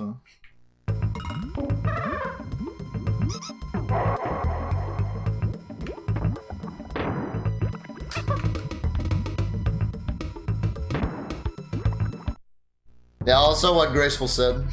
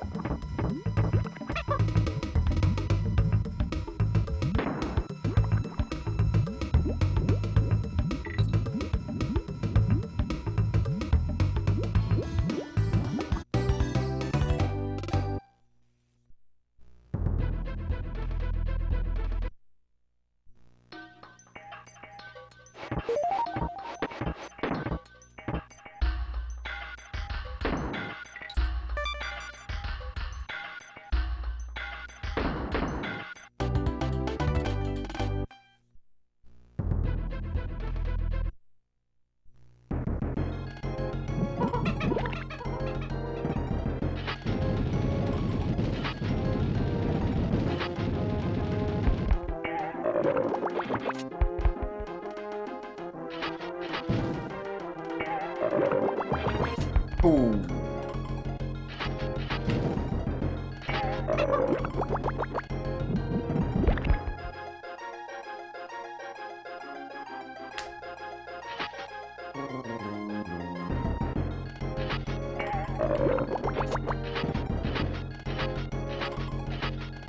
Should do a marathon of Bond.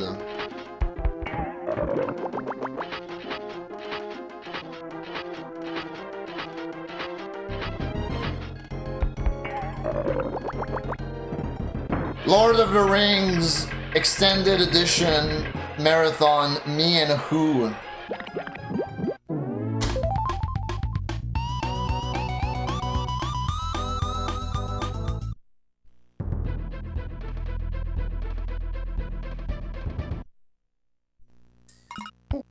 You can get how funny that was for like 20 years. I haven't watched the Austin Power movies.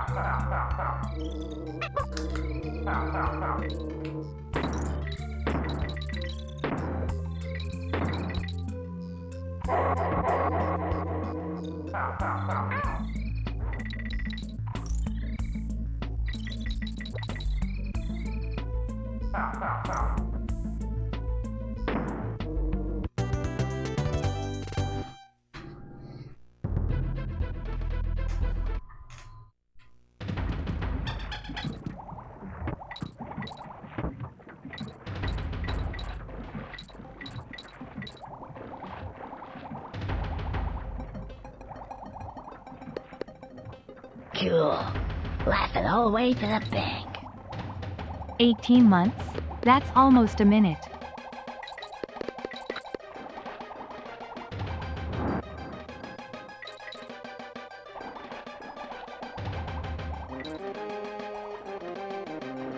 A minute, that's almost 2 years. Murby, thanks for the 18 months. Thank you. Hope you're doing well.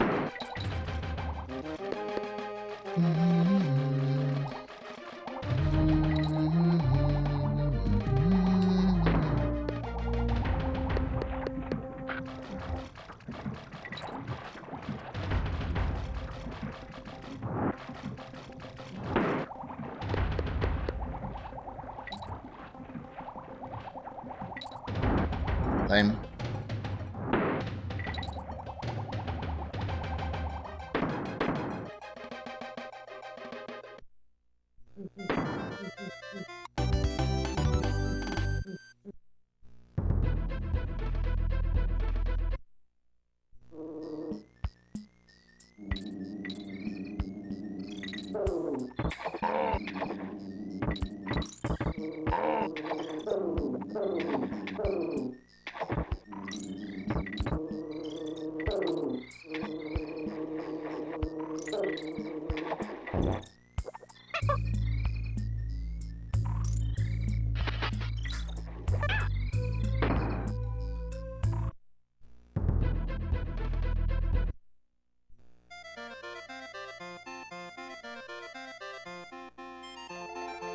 Really? Two James Bond actors in 35 years.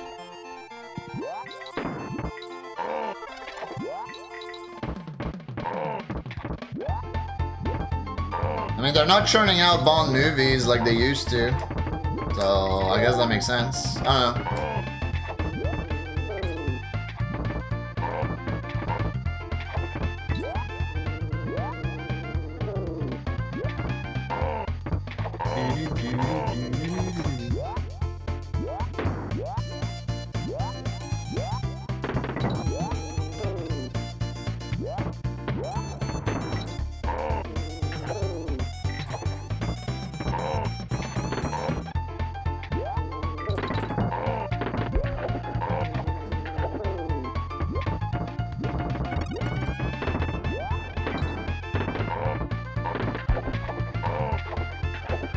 Bro, why is Cobain yelling? Like, why is the motherfucker always yelling?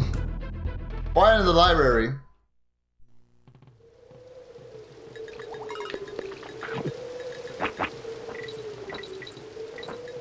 No! Okay.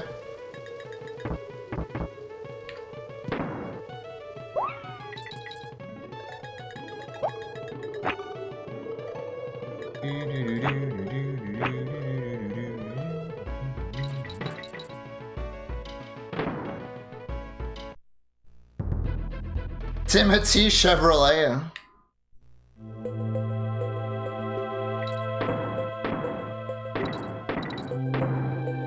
I mean, the guy is a twink. There you go. That's your answer.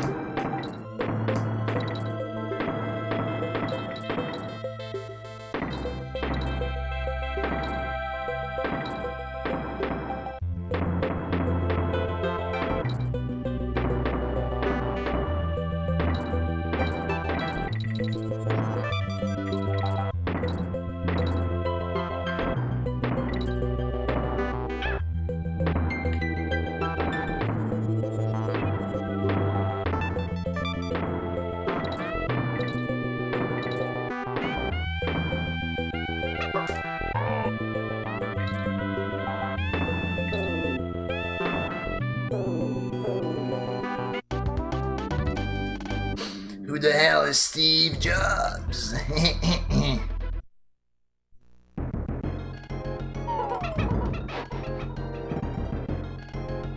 mean, how old is Henry Cavill? I don't think he's that old. 40s, maybe? Yo, what up, Soren?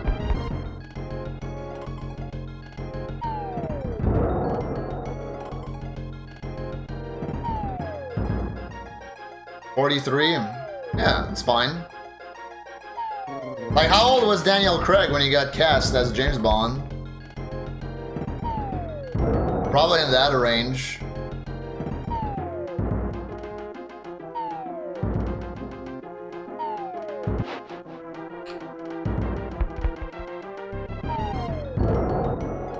How are things? Things are good. What's up with you?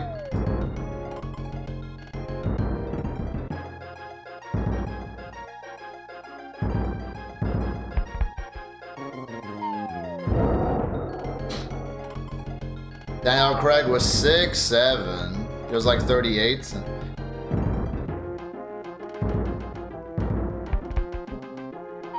Man, no one can do the math. That's crazy. Oh, 38-ish. Okay, I trust Mirby on that. Yeah. Yeah, okay, so... No one saw that. So, like, yeah, Henry Cavill could make a good James Bond. Man, I remember when Henry Cavill was The Witcher, and then tragedy befell Netflix.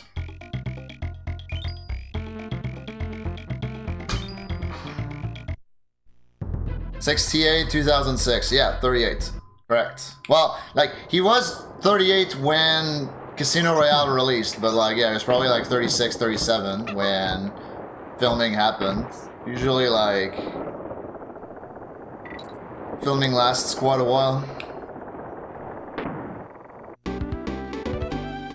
You didn't sound convinced or convincing, Graceful. I'm sorry. Alright? I will take the L on that.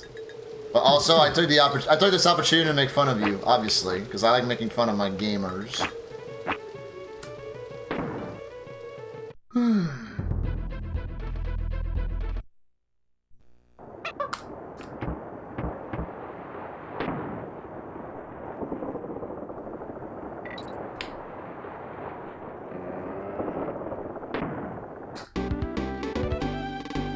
So they can go the distance. What distance? Like, it doesn't matter.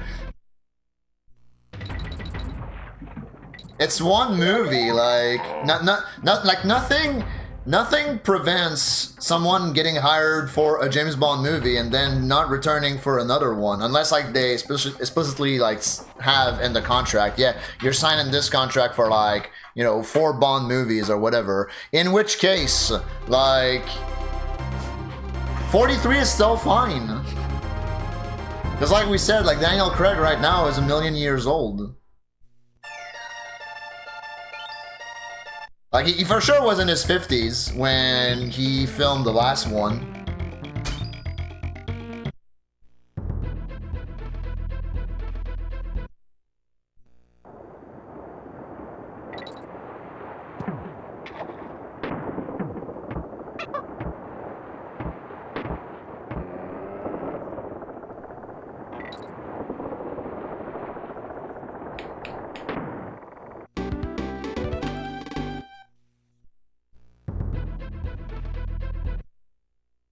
Daniel Radcliffe is 36, yeah.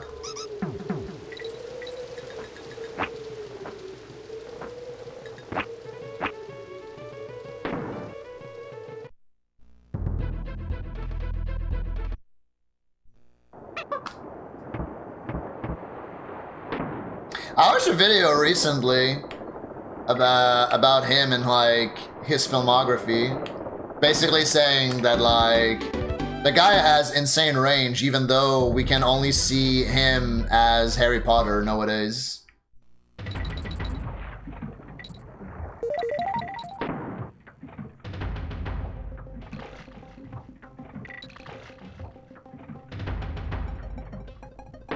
The secret to eternal strength is having a back tattoo.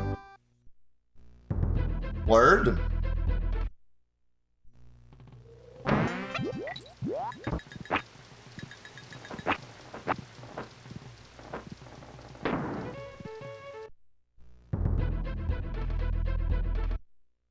He's kind of pissed about it, if you'd known back then. Yeah, I mean...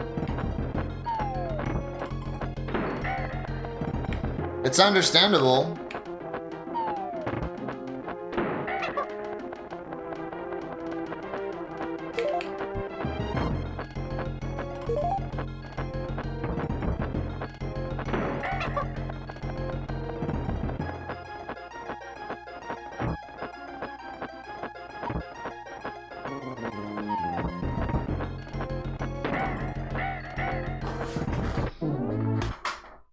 Reset.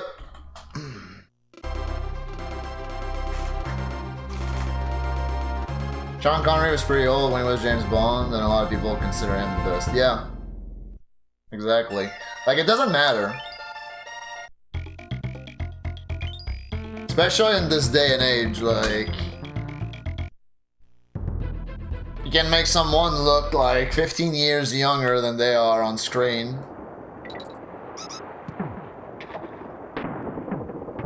Like, it only really matters for, like, stunts and action sequences, I guess. Like, saying that you should not cast an actor that's too old for James Bond in fear that they don't go the distance or whatever is complete bullshit.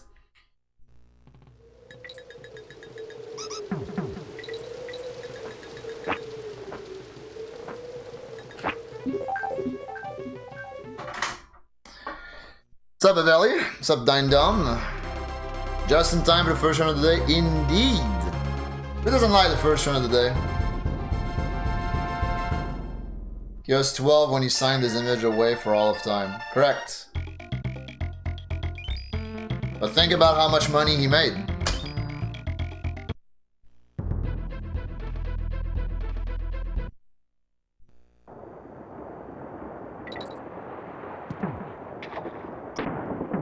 I was 32. Yeah. Is he still alive, by the way? Maybe rude of me to ask, but like... he must be old as dirt if he's still alive. Yeah, okay, figured.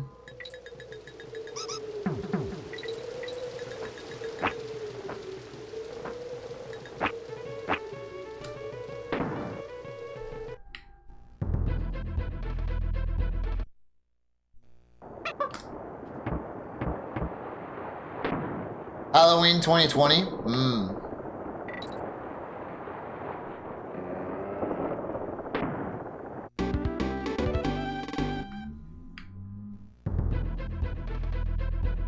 Some of these scenes in old Connery Bonds have not aged well. Is that so? I've only watched, like, you know, going back to what I said earlier, I've only watched the Daniel Craig Bonds. I haven't even watched all of them, so I'm not a tried and true Bond fanatic.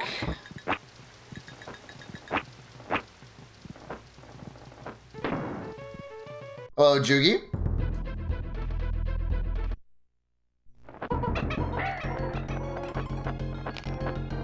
He was 90? Yeah. 90 is respectable. Very, very, very respectable age to move on to the next world.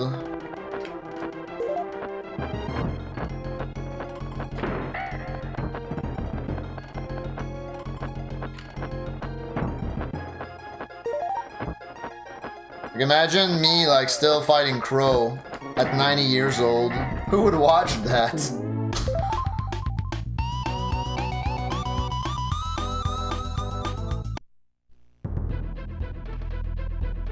What's the estimate on completed no mistakes run with these strats? Like 37 1x?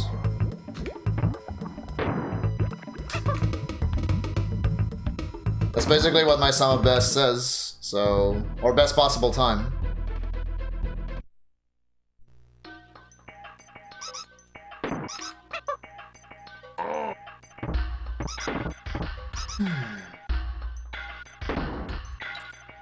Yeah, okay, so related to that basement,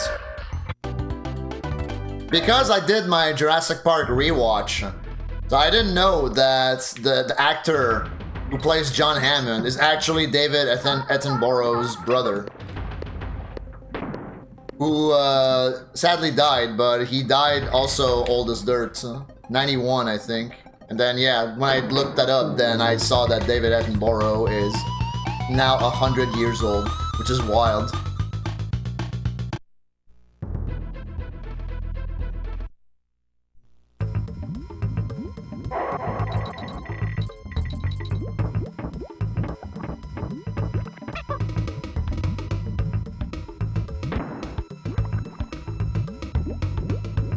You'd be 97 if I was still doing it at 90? I probably won't be doing it at 90. Like, hopefully, like, at 90 years old, I'll do something else.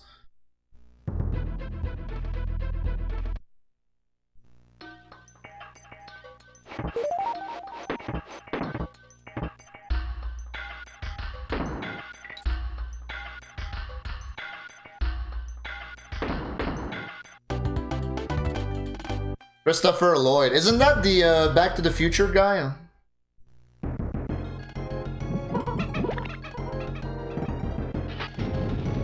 You've only really watched Pierce Brosnan and Daniel Craig, yeah.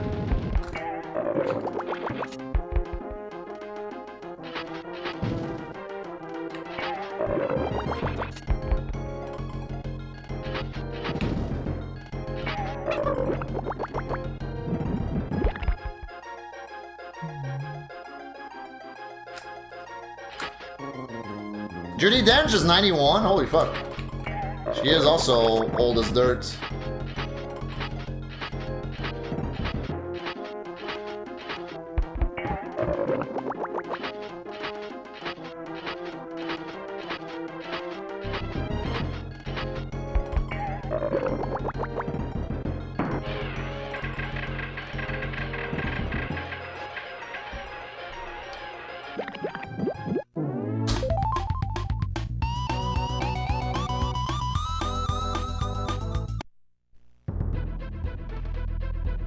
He was Uncle Fester, you're right.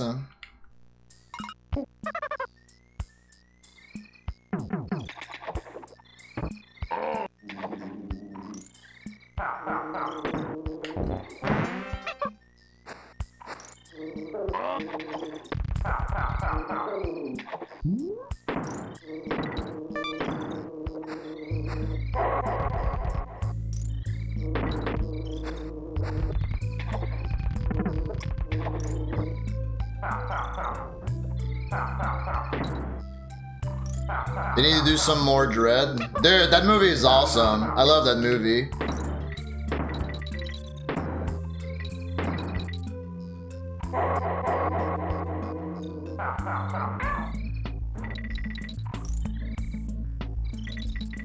G.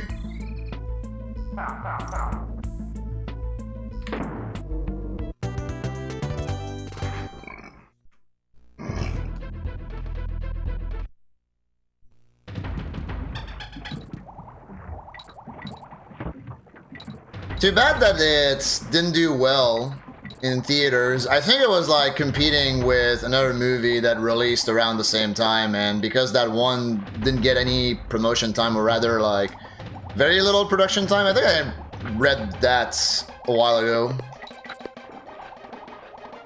It kind of flew under the radar, but yeah, that movie fucking owns. I love that movie.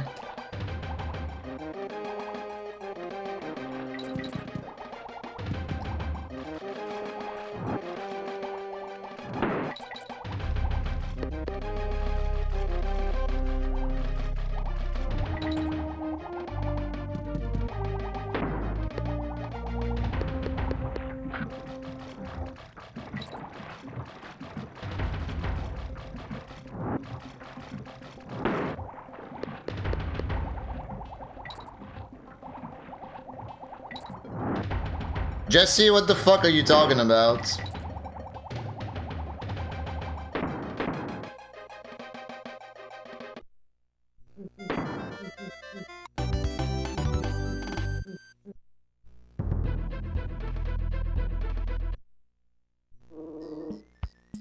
The Keanu meme? Oh, yeah. yeah, okay. Holy shit, I can't believe I had forgotten about it. Man, that video is so good. I'm gonna need to watch it after the stream ends. Yeah, just thinking about that video makes me smile. That video is so good. No, god damn it. Michael Caine is 93. Yeah, that makes sense.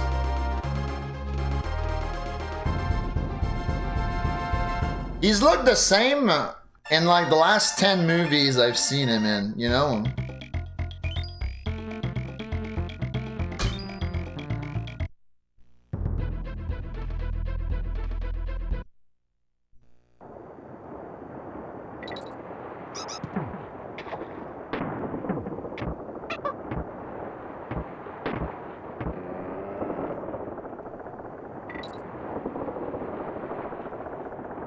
You do feel he's finally aged? Yeah, I mean...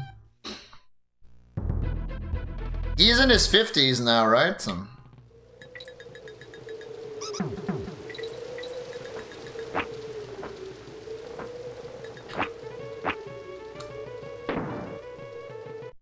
Yeah, he is John Wick, exactly.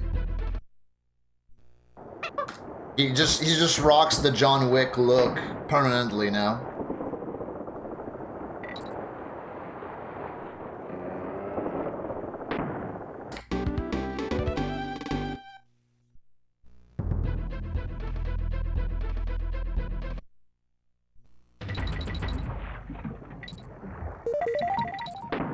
Honestly, you know what? I should make that Keanu video an alert in here. Like, I really think I should.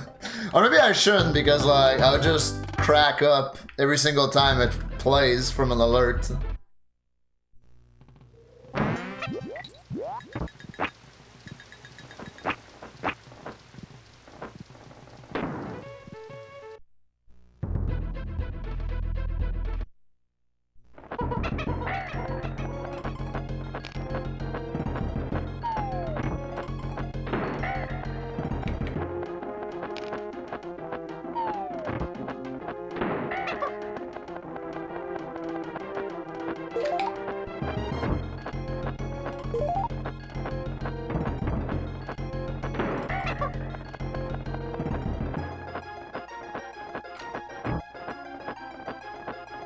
Oops. Okay, that's fine. I was gonna get a million fakes anyways. And by a million, I mean 3. 3 too many.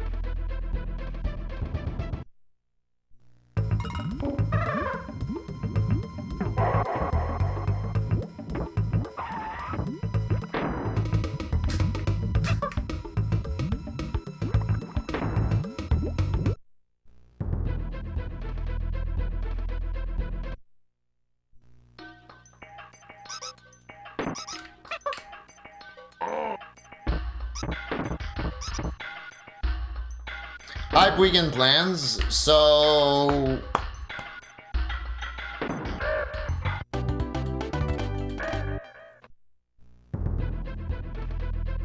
my parents are on vacation for the next week, and they actually rented out a spot at their usual camping. Like, they usually go camping every year in the same spot.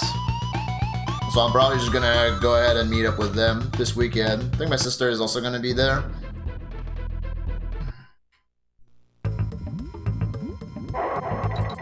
That's the plan. I also asked for my Monday off in order to stay there a little longer, because fuck work.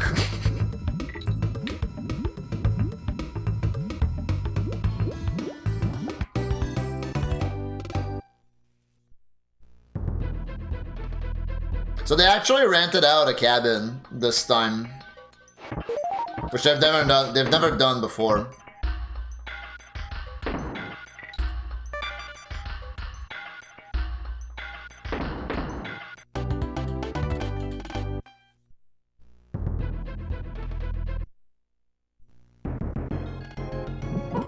What's up, Haru?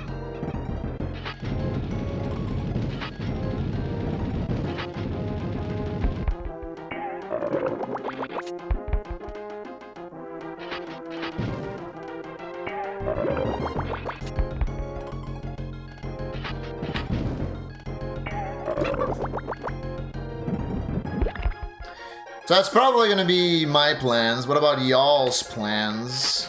Anything decent cooking?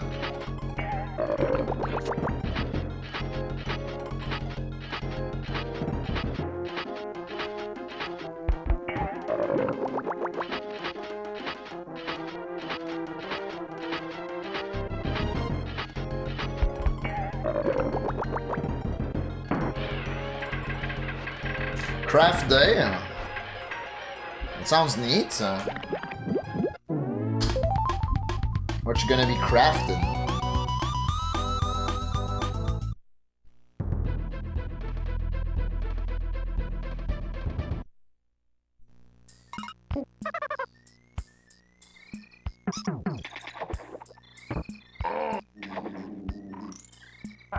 Craft dinner day.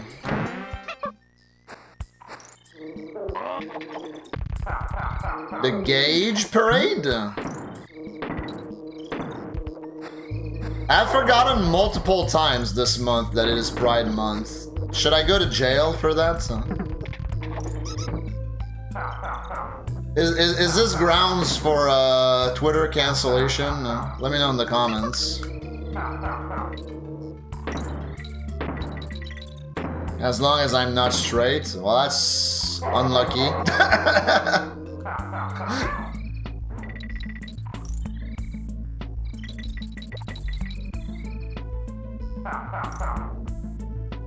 Cool. Laughing all the way to the bank. 8 months of subbing is enough. It's time to DOM. It's time to Dom. Hell yeah. Thanks, Spoon, for the 8 months. Hope you're doing well, man. If you're into cuffs, I guess you could go to jail. Yeah, sure. I don't know what I'm into. Like, you have to understand that, you know, despite the fact that I'm a completely goated and cracked gamer, and that I have like all kinds of speedrun world records, I do not get laid, in fact. Imagine that.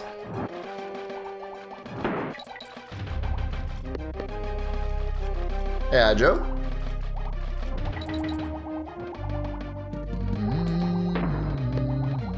You're shocked that you're... Yeah, I know! Like, fuck. Like, what do I have to do?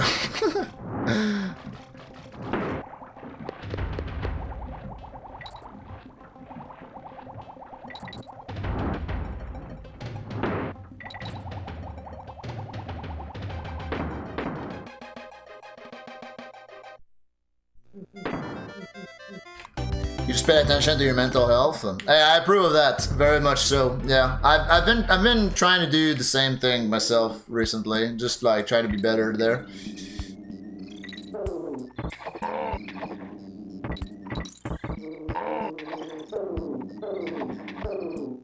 But man, is it fucking hard? Isn't it the hardest thing ever to not overthink literally every minute detail about everything?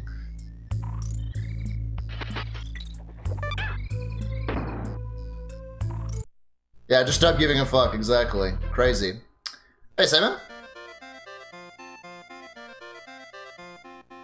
You found out sex is real? Yeah, do something about it.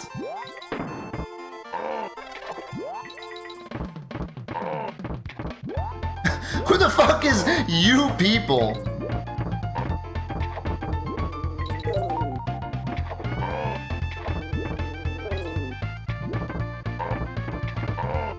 Hey Olivia, how's it going? I knew it. Whatever do you mean? Yeah, exactly, Annie.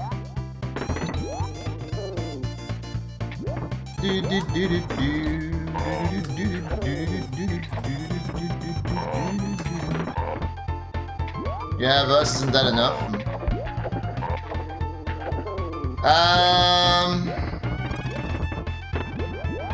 Man. I really wish I could say yes.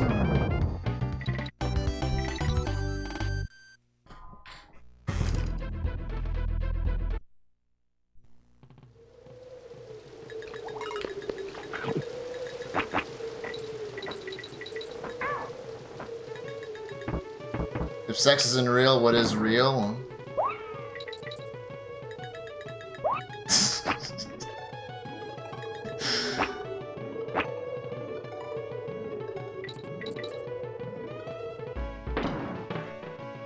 Explain Danhausen. Hey, shouts Danhausen.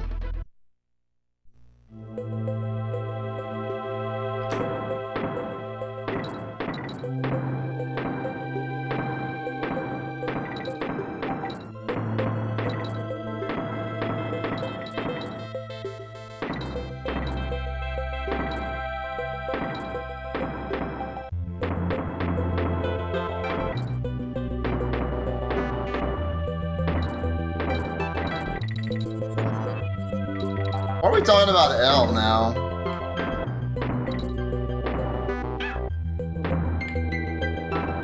If I do.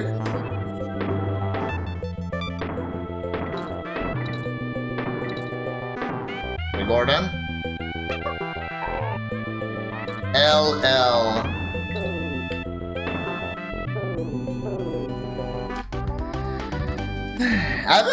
Speaking of which, I haven't seen Liquefy in a hot minute. Whatever happens to that guy?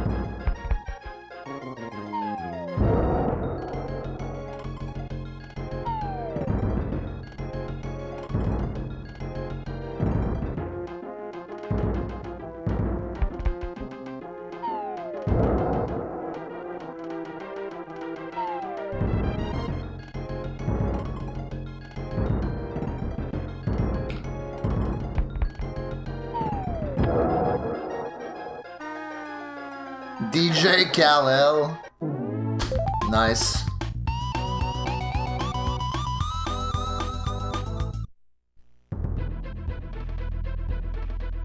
Nerd! Damn. Type 1 if you're a nerd. Be proud.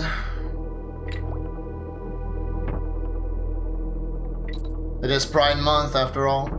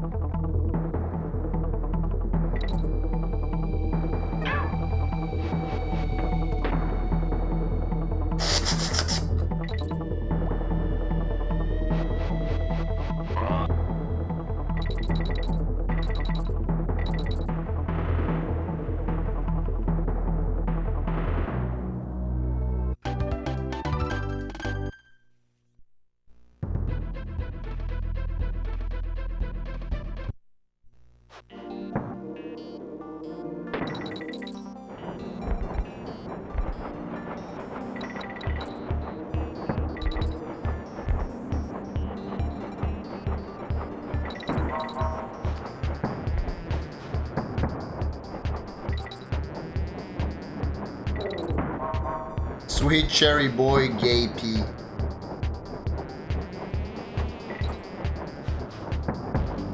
There's a hierarchy? Yeah, for sure.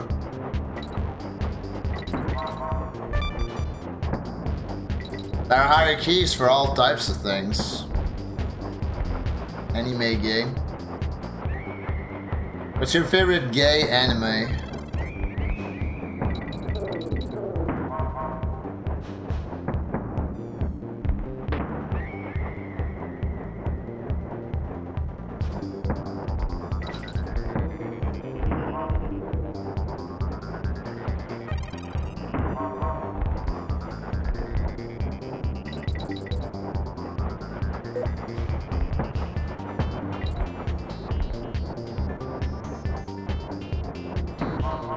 Cute lesbian video game devs.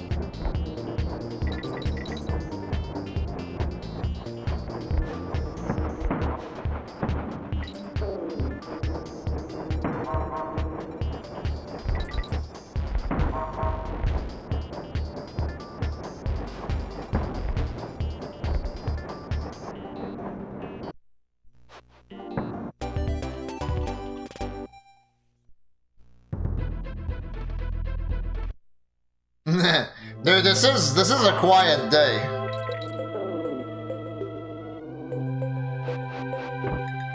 Sometimes it's more wild than that. And by sometimes I mean like it's regularly more wild than that.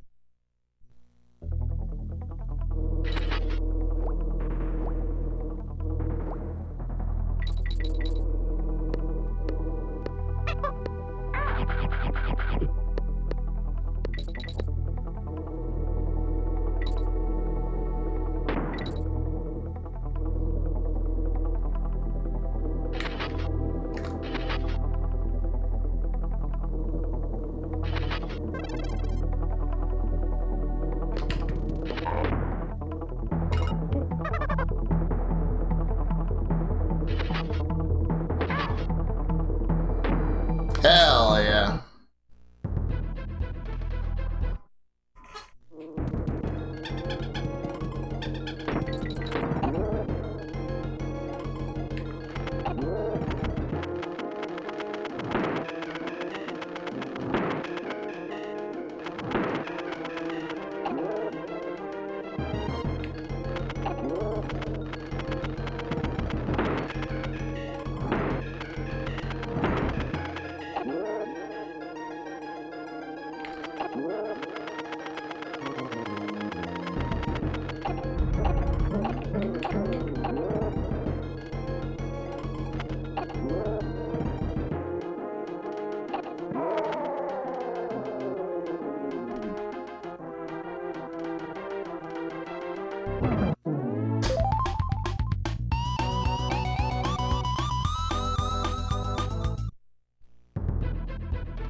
Rank competitive shitting? Wait, what did he mean by this?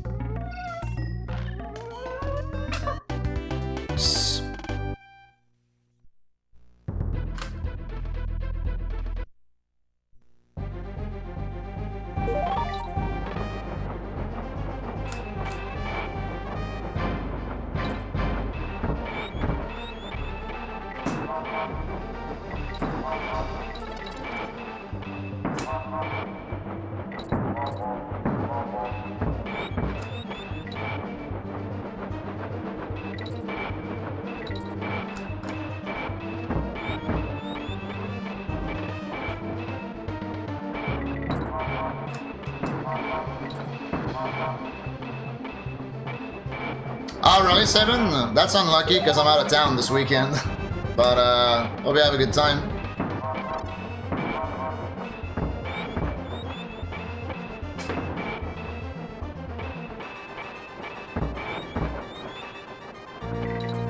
If it had lined up, then I would have had you try the poutine at the place right next to my place.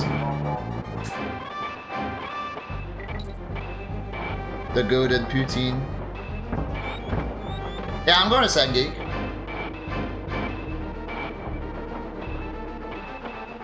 That's in 2 weeks, I think. Assuming I still remember how to count.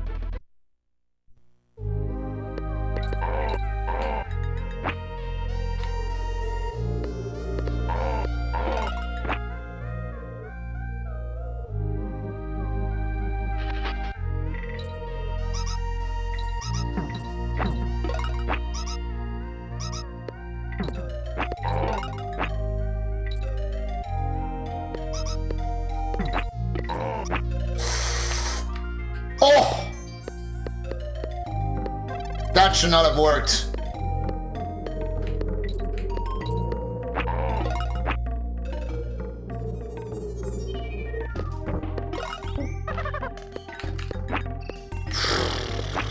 Yeah, I got away with murder right there. Holy shit.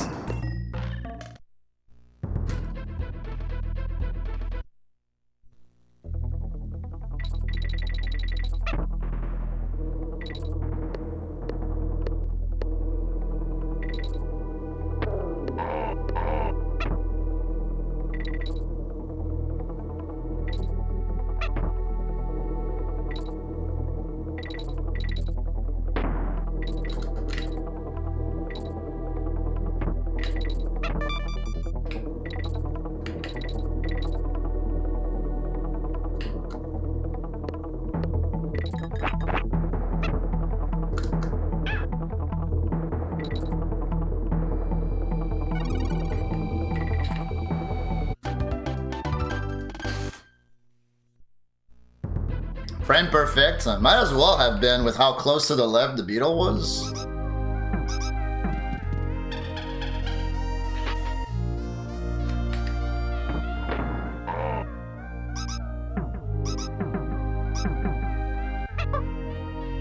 Hello?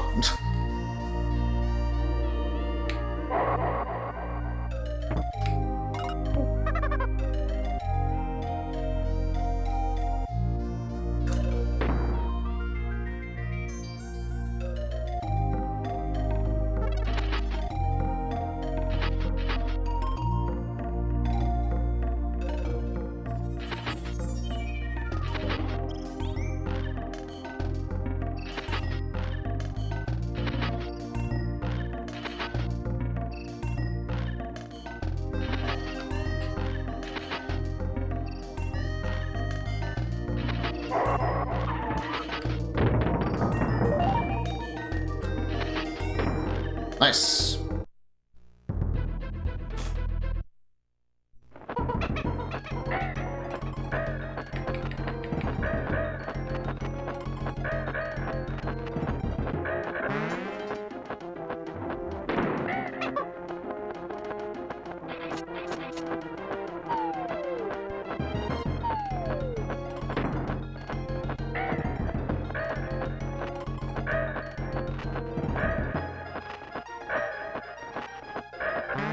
Yep.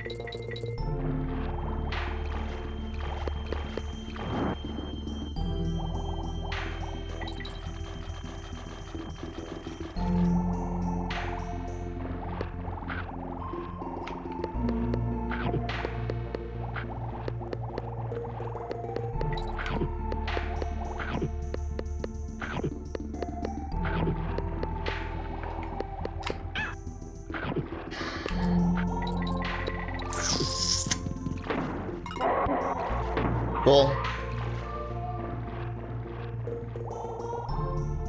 I would have to make so sure that I was past the corner that I overcompensated and I swapped too late.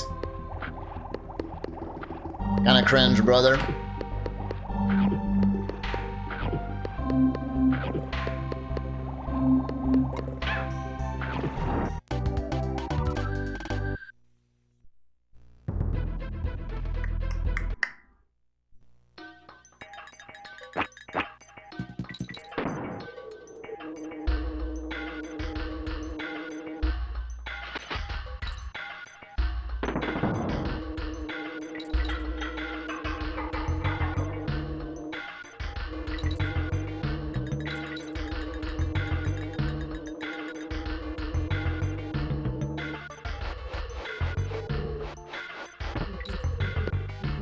slow.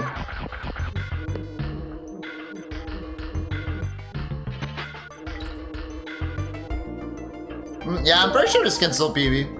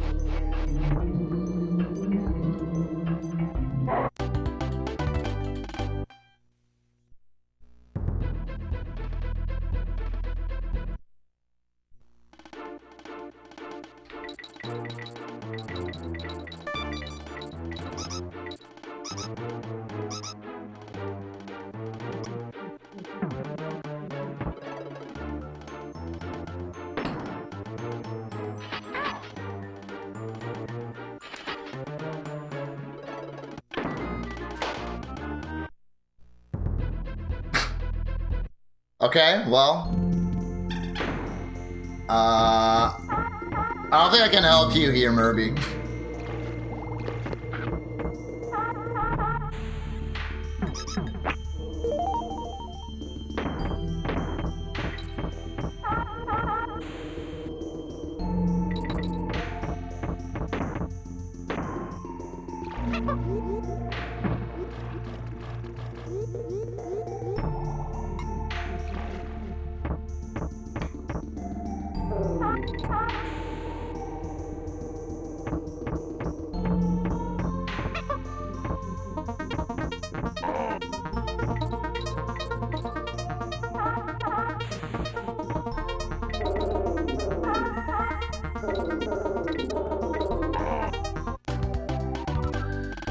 Hey, Crushing Tide, then.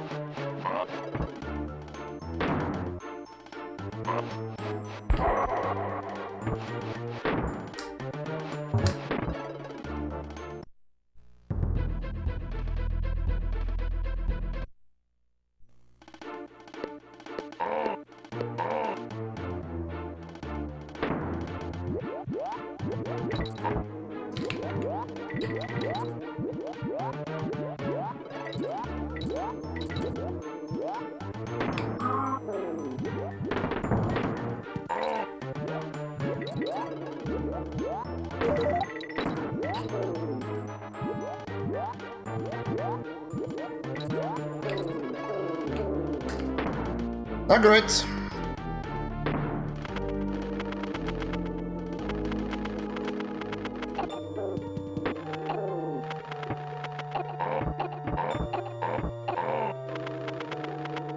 Ah.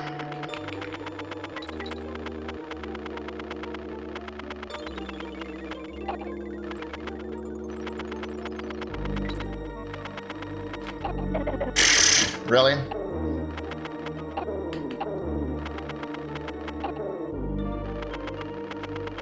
That was fucking stupid.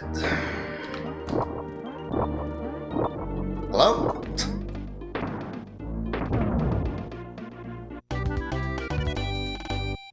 Microwave burritos? Yeah, I mean... that does the trick.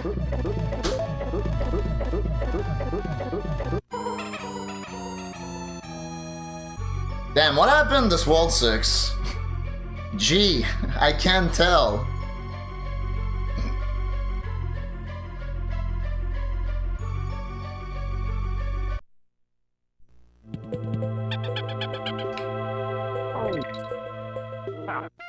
Okay, dude. That's cute.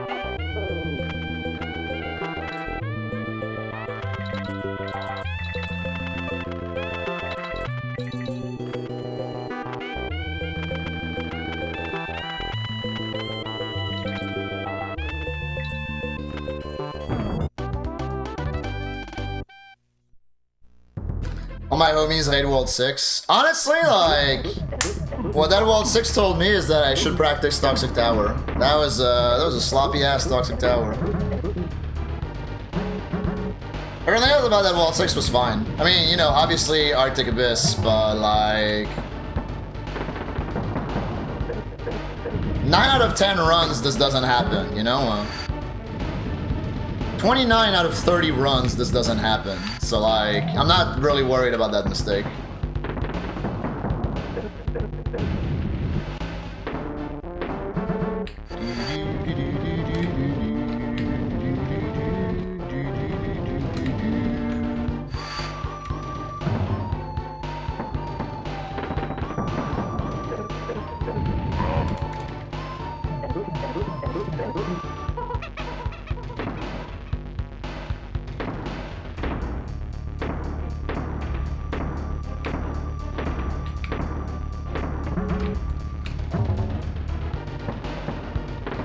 Hey, nice 3-inch sure, Jedi. Yeah, 67 out of 69 runs.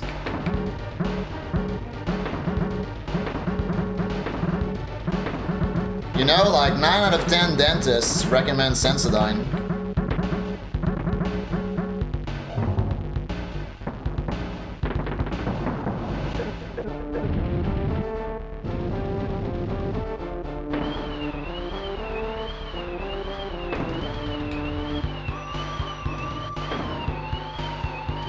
Is it? I don't know. I'll take your word for it.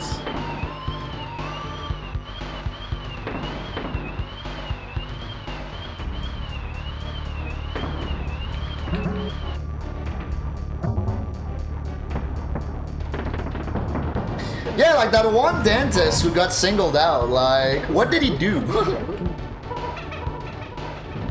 What did he do to be ostracized by his peers?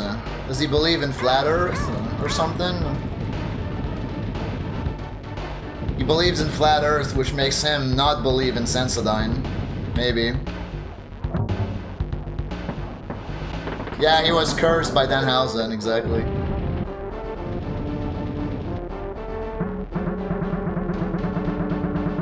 More issues with sensitive teeth, yeah.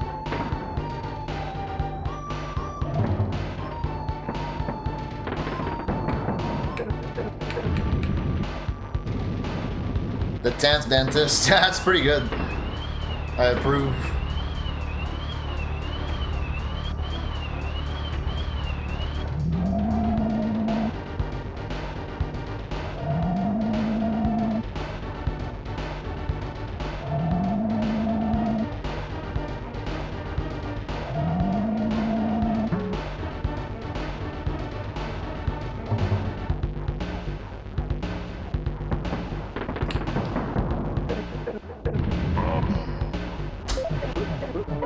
Alright, GG.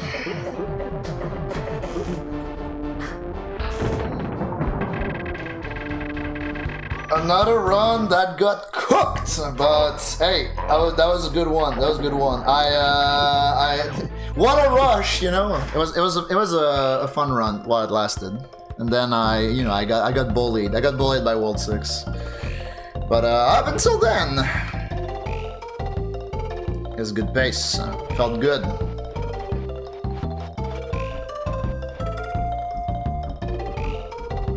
But yeah, I should sharpen up that World 6, honestly. I was talking about Toxic Tower earlier. Definitely should sharpen up that World 6. Was that best pace ever after World 5? Probably? Probably? Maybe I posted, hold on, let me check peanut butter to see if I like, because I feel like I posted a pretty nasty dead run that I got a little while ago. Oh shit!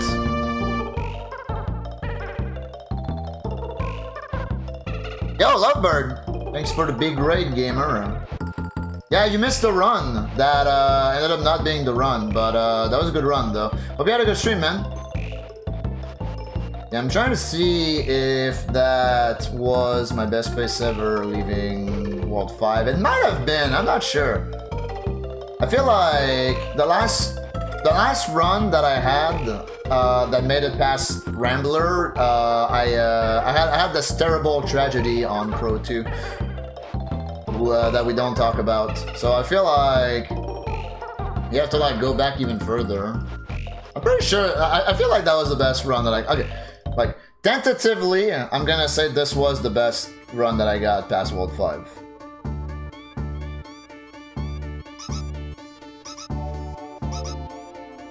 Yeah, I can't find anything. I feel like I posted splits of a dead run. Oh no, there it is, there it is. Hey, oh, that's nice my talk. PB, no. That's my PB. Oops.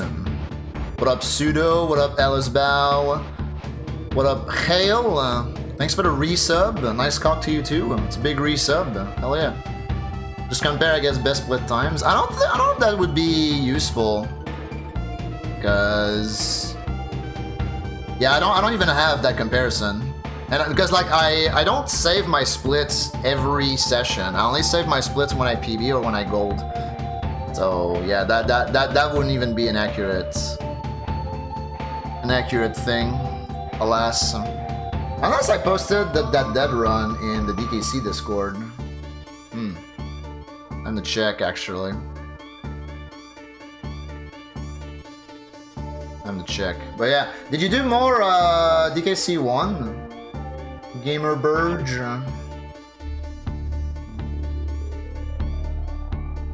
Right-click settings.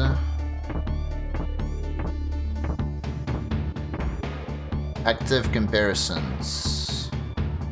Oh, I see. Best split times. Okay. If we do this, best split times. Ah! Yeah, that was probably it then. Yeah, that's probably it. Wasn't great, but last stream he got 30.04 with NMG MCM. That's nasty. Shit. That's pretty nasty. GG.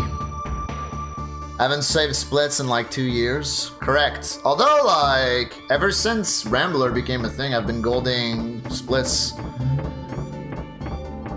And also, like, new strats, obviously. So, like, I've golded splits. I've golded splits recently. One fake? Yeah, I guess that was one fake, right? I mean, yeah, the early game's beatable. Or was beatable, like, you know. Your game was beatable. Also, I got left spawn on Crow 2, of course. But yeah. I fumbled on Arctic Zip, so, you know. It had to happen. It had to happen at some point. The fumbling. Yeah, let me see. I really feel like I posted a pretty nasty, like, dead run in the Discord. But I can't find it. I'm seeing like Ryan post a shit ton of 102 PBs though. Obviously.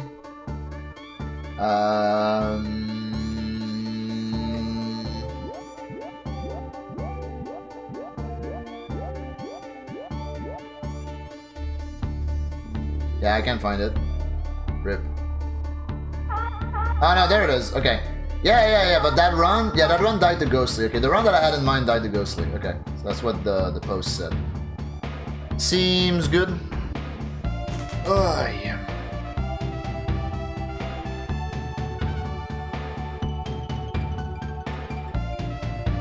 Alright, cool. Hey, I beat the video game. That's cool. I beat the video game on my first day back at the job. Thoughts? Maybe, am I washed? I guess not, right? Maybe I'm not as washed as I thought initially. J'ai passé la cassette, woo! We should take breaks more often? Yeah, I guess so. I'd take breaks more often if I could, you know, make money playing other stuff. Unfortunately, here I am.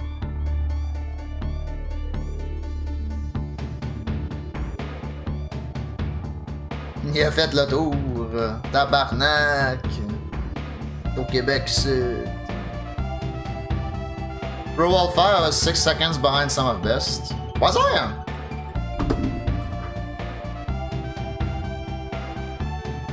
Eight seconds. Still though, very good. Tu parles français? Ben oui. Born and raised in French, Canada.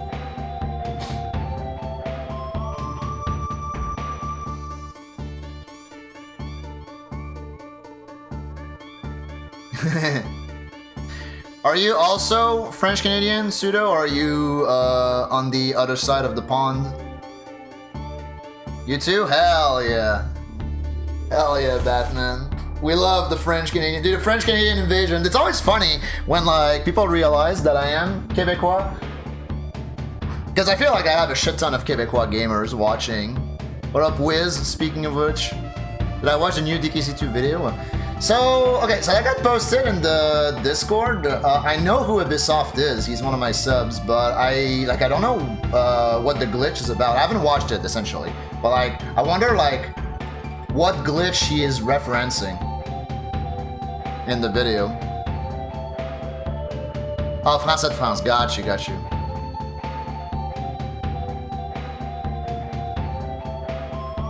Baguette, pitout, pitout.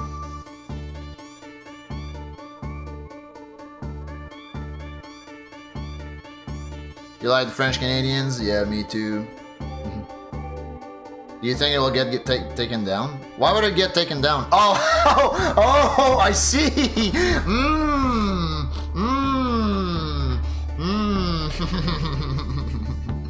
I see what you're saying here.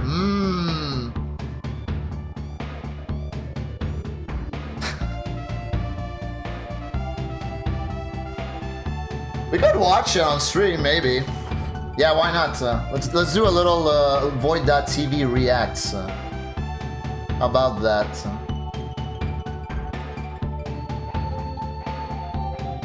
Void.tv reacts. Yeah, yeah, true. True. 15 minutes. Okay, yeah, I can do 15 minutes.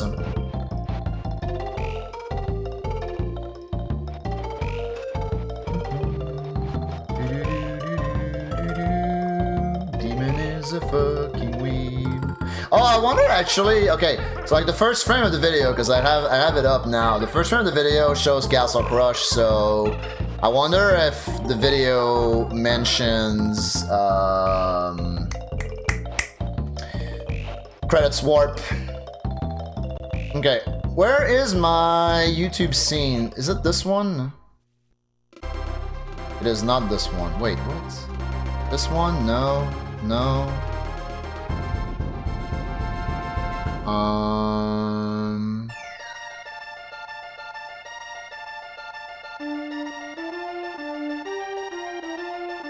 I guess this will do. Yeah, sure. Okay.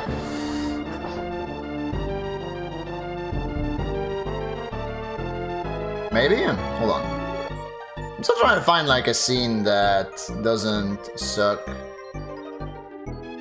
Oh, okay, I got it. I got it. Okay.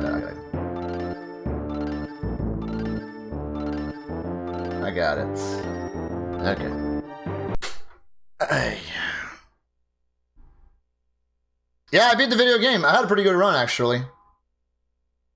You missed it. Alright, let's do... Alright. Screen transition. Okay, cool. So that's the video. Let's watch... Wait, hold on, it's muted. In the 90s was believed to only crash the game.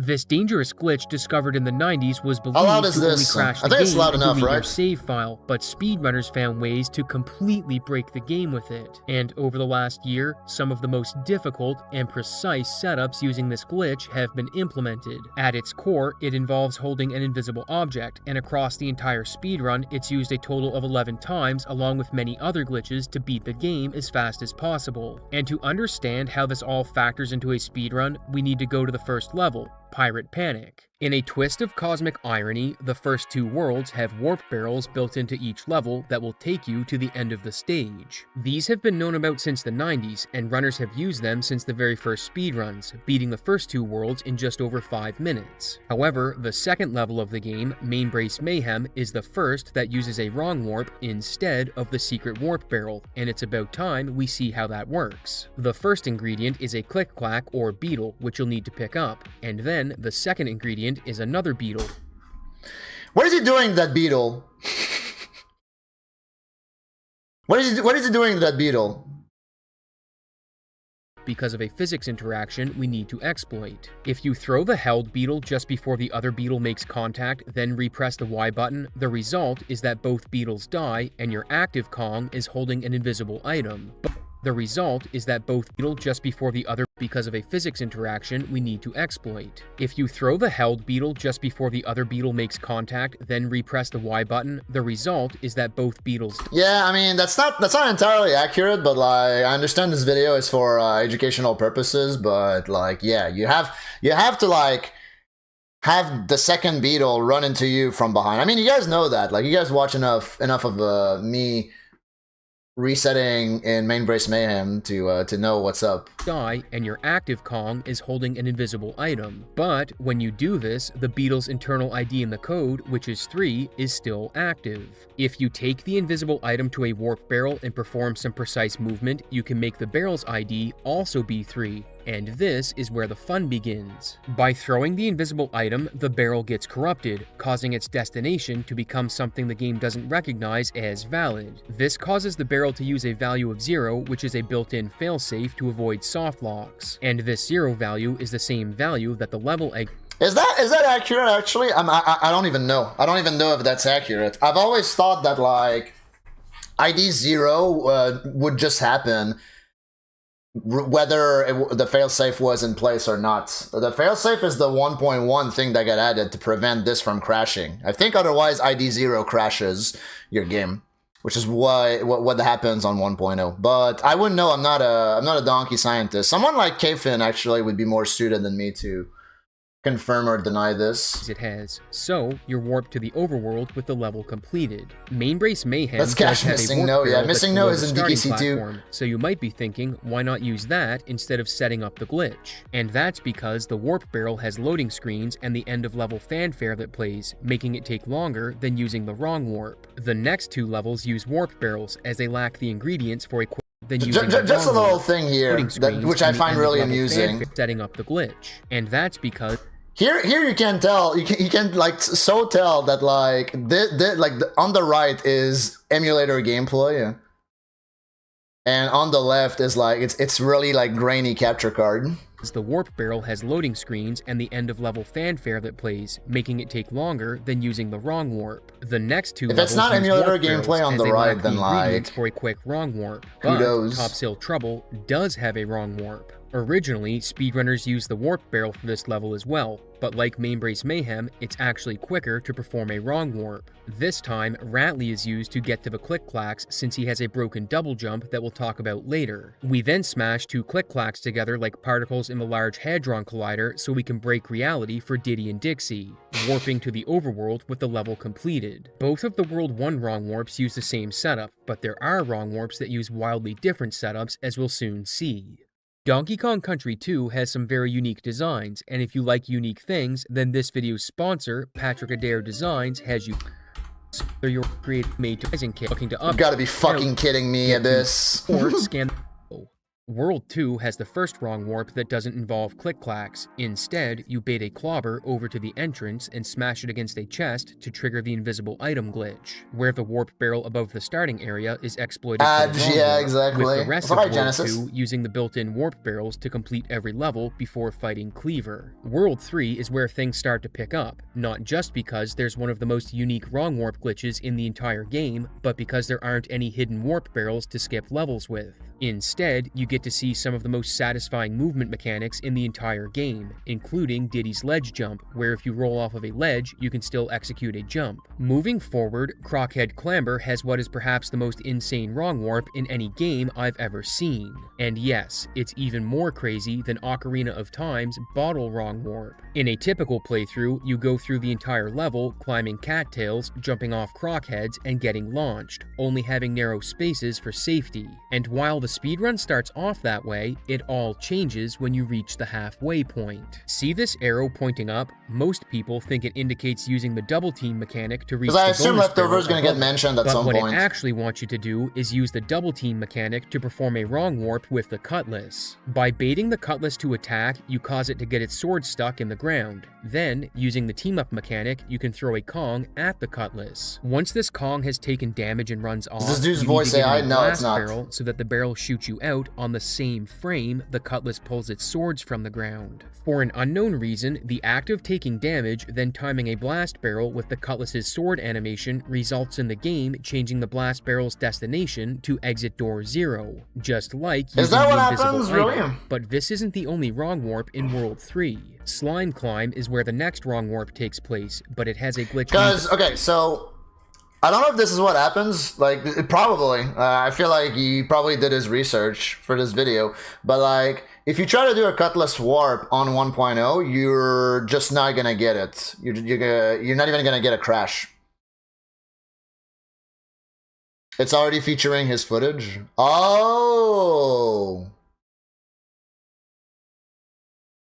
To look at beforehand, and that's the setup that breaks the entire level mechanic. Normally, it's like the final level of Super Metroid, where the lava is rising and you need to climb to escape, except it's water with a very angry lockjaw in it. The water only starts to rise if you hit a trigger, and since we need the water level to stay below the bonus barrel, we need to avoid this trigger, as you can't carry invisible objects underwater, and the only way to do this is with a super jump. To do this, you'll need to swap Kongs, so you'll actually jump in the water next to the lockjaw and quickly swap out to avoid damage. Then, by taking damage while jumping before Dixie catches up, a ton of upwards force gets added to her when swapping in, so she gets launched up the level. Next, we trigger the invisible item glitch with the click-clacks, then jump off the platform to fall down next to the bonus barrel, where we'll face left and throw the item to trigger the Destination 0 exploit and warp to the end of the level. In Bramble Blast, the level with the best and most nostalgic soundtrack. I wonder whose footage this is. Just because of the input display. There are 3 things worth mentioning. The first is that you can influence your direction out of barrels, allowing you to skip some of the barrel maze. The second is that you can damage boost through enemies. I'm waiting for my footage to show up. You have some invincibility frames after doing a double team attack, which lets you double team through vines if you're quick enough, which brings us to the next world.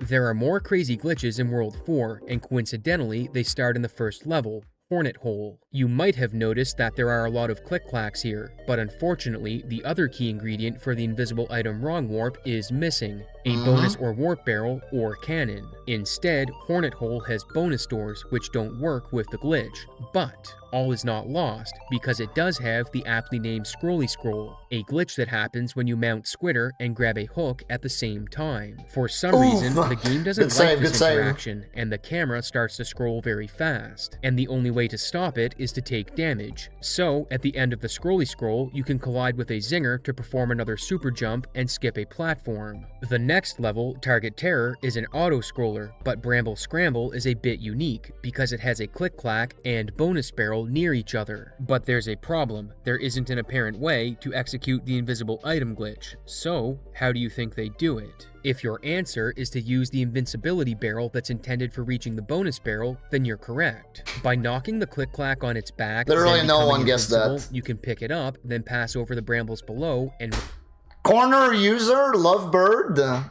Exposed in HD. No, I'm kidding. Ram it into the thorns while releasing Y and repressing it to trigger the invisible item state. Then you walk over to the bonus barrel, spawn the corrupted barrel, and skip the rest of a level. The interesting thing about this setup is you need to. That must be old. Yeah, I was about to say because like I was not aware that you were a corner user ever. While powered up. After another auto yeah, do you guys know that? Kill it if you by the way, you need to flip the click-clack before becoming invincible. Otherwise, you'll kill it if you try to interact with it. The whole reason this works is because you are in invincibility iframes when you pick up the beetle. It's interesting though that like you don't end up killing the beetle afterwards, after regaining or after losing invincibility frames.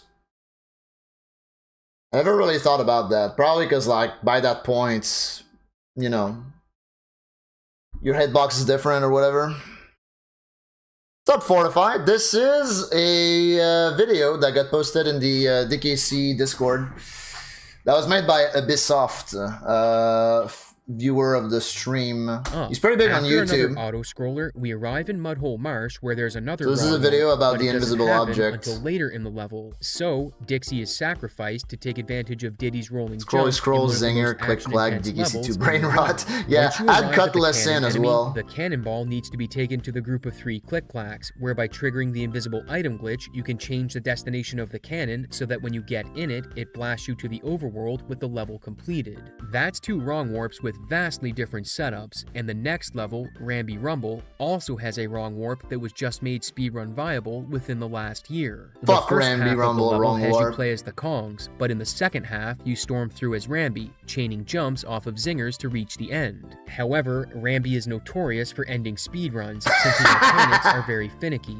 So dude, you have to try there. That's funny. You have to try to like make that mistake. Finicky. Yeah. So look at that. It was quite a relief when a viable setup was found for a wrong warp, but it's by no means easy. You may have noticed this level doesn't have any click-clacks, but it does have a cutlass. So, after damage boosting to skip some platforming, the cutlass is kited to a lower level, where it's then kited off the edge a second time. What happens next is a bit strange, as the cutlass loses velocity as its sword. You won't believe what happens next. Which lets you take damage and jump in the barrel, satisfying the wrong warp conditions. So, if you time shooting okay, that's the setup. That's the setup for the thing. Okay. Plays out, which lets you take damage and jump in the barrel, satisfying the wrong warp conditions. So, if you time shooting out of the barrel on the same frame the cutlass pulls its swords out of the, well, air, you'll be warped to destination 0 and proceed to the next level. This skip is incredibly precise, but it saves a whopping 30 seconds over completing the Ramby section, and while... About 25, I would say. 25, upwards of 25 if you do it super optimally. You seen that backup before? Lovebird has told me about it, but I think that's like the first time I see it like done properly. That helps actually. I wonder if like the window is more lenient. Well, maybe like, you know, I don't think it matters actually. Now that I'm thinking about it. Yeah, I don't think it matters. I think that setup though is better if the guy is falling too quick. Right? I think that's what you said, Lovebird. 9 out of 10 dentists won't tell you what happens next. While the setup is complex, the next wrong warp is perhaps the most intricate. Yeah, because I guess like complex. So the way I'm seeing it is, can I like frame advance? Fuck, I can't frame advance. But like, yeah, I'm guessing that like when he falls down and like when his swords are lined up with the rim of the barrel is kind of when you want to jump into him and take damage.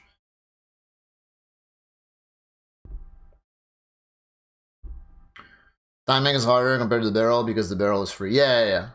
I'm very comfortable with the barrel at this point. Like at this point, when the cutlass is like in a scuffed position on the ledge, then I try to adjust my my bait timing so that he like delays falling down, and that's my backup. setup is where the swords complex, are? the next wrong warp is perhaps the most intricate in the entire I guess game. that's different then. Let's fast forward to Gusty Glade. World 5 is Gusty home to 2 Glade. wrong warps, and the one in Gusty Glade is more sinister than the worst designed escort quest from World of Warcraft that you can imagine. Dude, that's an old strat right there. In the beginning Unless of the that's level, faster. Request from World I thought throwing the beetle there was is more slower. sinister than the worst designed escort quest from World of Warcraft that you can imagine. Yeah, There's that's a definitely slower. click-clack in the beginning of the level and a bonus barrel near the midway point. And what do you suppose is between the two? That was Hills, DKC Atlas. gusts of That's wind DKC that Atlas affect content movement, right there. And a pit of death with narrow platforms, often occupied by enemies, make this section tough to navigate as is. Then add in the fact that you need to escort the beetle, and it gets exponentially harder. Throw the beetle too early, and your run is over. Throw it correctly, but fail to kill the enemy under it, and your run is over. Hit an enemy while holding the beetle, run over. Hold the beetle too long, run over. Run over, run over, run over. Some of these jumps Okay, that's are the right best at part of the edge video, being honestly. possible, but if you do manage to get it across the pit of death, there's one final pit where you need to throw the beetle when you touch the cliff so you can bounce off of it, which causes you and the click-clack need to throw the beetle when you touch the cliff. The height Get is it really across good pit of there. death. How the fuck? There's one final pit where you need to throw the beetle when you touch. Like, he's so high on the cliff. Like, am I tripping, or is he really high on this footage on the cliff?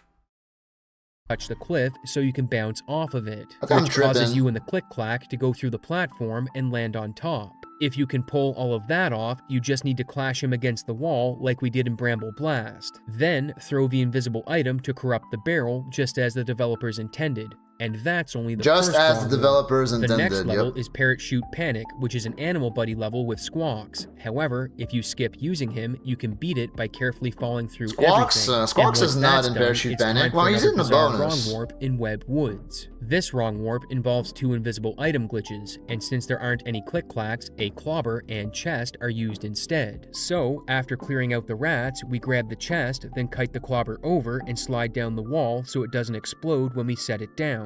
And finally, pause buffer grabbing the clobber to frame the chest collides with it. This gives us the invisible item glitch, and you might notice we're heading back to the left. Yo, what the fuck is that setup? Is this some leftover magic? Where there aren't. I've never seen This that gives us setup the- before. Finally, pause buffer grabbing the clobber to frame the chest collides with it. This gives us the invisible item glitch, and you might notice we're heading back to the left where there aren't any warp barrels. It's gotta And be the frame reason for perfect, this is right? because we need the cutlass. Normally, But there's a problem. clobber There's a and Viz platform like we need that to is get frame over, perfect. And the cutlass can't jump. So, when we throw the item, the game actually thinks we're throwing the cutlass, which makes it jump. All that's left is to kite it near the blast barrel behind the zinger and I should perform a watch this second PV at invisible some item point. glitch, spawning the barrel at the Kongs and sending them Maybe to I'll the learn a thing or overworld. two. You might be wondering why we didn't need to take damage from this cutlass. And that's because it's blue. Seriously, we don't Blue? know why yellow ones require damage and blue ones don't. And Yeah. I'd love to hear Yeah, I your remember you creative told me that the theories other about day. why this could be the case So goofy. down below. The bosses in the game aren't much different than fighting them in a normal playthrough, so while it would be cool to talk about the objectively best boss Cleaver, there isn't much to say. But that's okay. Cleaver, objectively best boss? I like Cleaver. I see them as green. I see them as green, personally. Because there's still things left to look at, and the first is Arctic Zip. In Arctic Abyss, it's possible to skip the on-guard barrel, but why is this important? Well, the end goal is actually above the starting area, so by kiting a lockjaw over and swapping your Kongs at the right moment, they will be in the wall when the lead Kong takes damage from the lockjaw. Because they're caught in the wall, they get zipped to the top of the level when they take damage, as the game freaks out when trying to remove them from the geometry, and on their way up, The game they gets contact confused. with the goalpost, completing the stage early. Before the grand finale, I'm going to take us out of order, so we'll skip Castle Crush for now and look at Chain Link Chamber, where a wrong warp is performed with a clobber and cannonball, just like we've seen before. Then it's on to Toxic Tower, where Ratley's physics are abused heavily. Ratley's ability is that he can jump really high. However, for whatever reason, if you charge a high jump, then briefly tap B, you can get an extra jump. Or, by holding A and B at a specific time when falling from a jump, you can release the charge jump on landing and get an extra jump in mid-air, which lets you make quick work of Toxic Tower. Exiting World 6, there's only one level left before K. Rool, and that's Screech's Sprint, where you race Screech. But if you skip the race trigger by flying above Screech, you can skip the setup animation and just go through the course, saving some time, which brings us back to Castle Crush. So why did I save this for last? Well, going back to the 90s, it was known that this level was incredibly broken, as the invisible item glitch was first discovered here, and its application resulted in tons of different effects, such as invisible objects and other different but, enemies. But I guess it's like, yeah, it covers like the big glitches in the speedrun. In the early speedruns, it had been known that by escorting a barrel through most of a level, you could perform the invisible item glitch and force the goalpost to spawn at your current location. But in recent years, it's been developed to be even faster thanks to the cutlass. You can trigger the invisible item glitch by putting the barrel down against the wall, because as we've seen, walls are janky when you place things next to them. This cutlass is yellow, so we need to take damage from it for this to work, but it's hard-coded to stay in place. However, by setting the barrel against the wall and then triggering the invisible item glitch, you can make the game warp the cutlass to you and take damage from it at the same time. You guys know why that happens, by the way? I don't know if I've ever covered this. So the reason why the cutlass moves straight to you when you throw the invis is because the invis that you make has the same value as the cutlass. And so that's how you end up moving objects with invisible objects. But that's key. Otherwise, obviously, that's not going to work, and you need the cutlass to move. Then, by baiting it to attack and jumping in the Rambi barrel, it will remove its swords and kill Rambi just as he bursts from the barrel, resulting in an Exit 0 warp. And that's it for glitches. Thanks to Kfin for help with this video, and I hope to see you in the next exciting episode of Abysssoft Z. Okay. Abysssoft Z. Alright, buddy. Alright, cool. Alright, that's a good video. I like that video. Hello, Kiku Chioyo Mifune. Welcome. Hope you're doing good. That video. Oh, wait a second. I still was streaming on YouTube. Dude, I hope I'm not gonna get a copyright thing. Dude, Abyss, please don't take my stream down for streaming your video on YouTube. Please. I implore you. Do not send the YouTube police on my ass, please. I liked your video. Yeah, GG, dude. It's over. It's so over. Oh man. Alright, cool.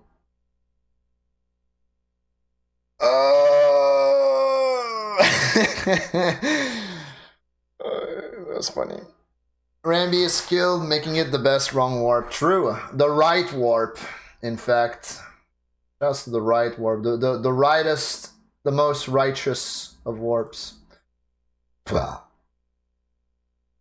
Abyss Elf will remember this. Yeah. Abyss is like, yeah, I'm not gonna DMCA your ass as long as you subscribe to my YouTube. And I'm like, oh shit. But yeah. Good video. I didn't know that he was working on something like that. He should have told me. Alright, anyways. I'm gonna call it a stream here, methinks. I was gonna end before we watched the video, because, you know, I was like, well, finished the run today, and it was a pretty good run. But then we found more content. The description says Abysssoft did use some of my footage. Oh, okay. Okay, word. Because I didn't recognize my gameplay on some of those clips that he used.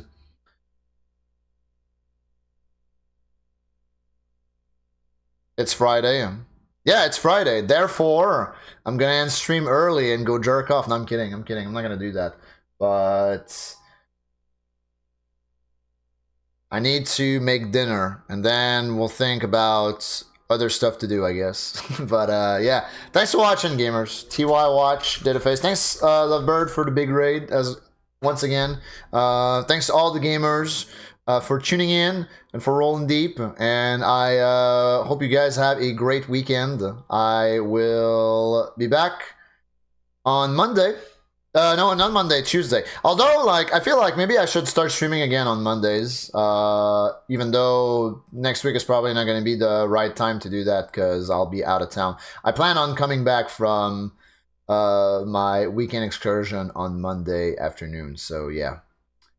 Probably not going to be streaming. But, like I said, I'd love to stream again on Mondays. I'll think about it. But I'll be back on Tuesday for sure. We'll do more Remy Rumble, Dick Grind on Tuesday. How about that? But yeah, take care, gamers. You guys have a great one, and keep on rolling deep.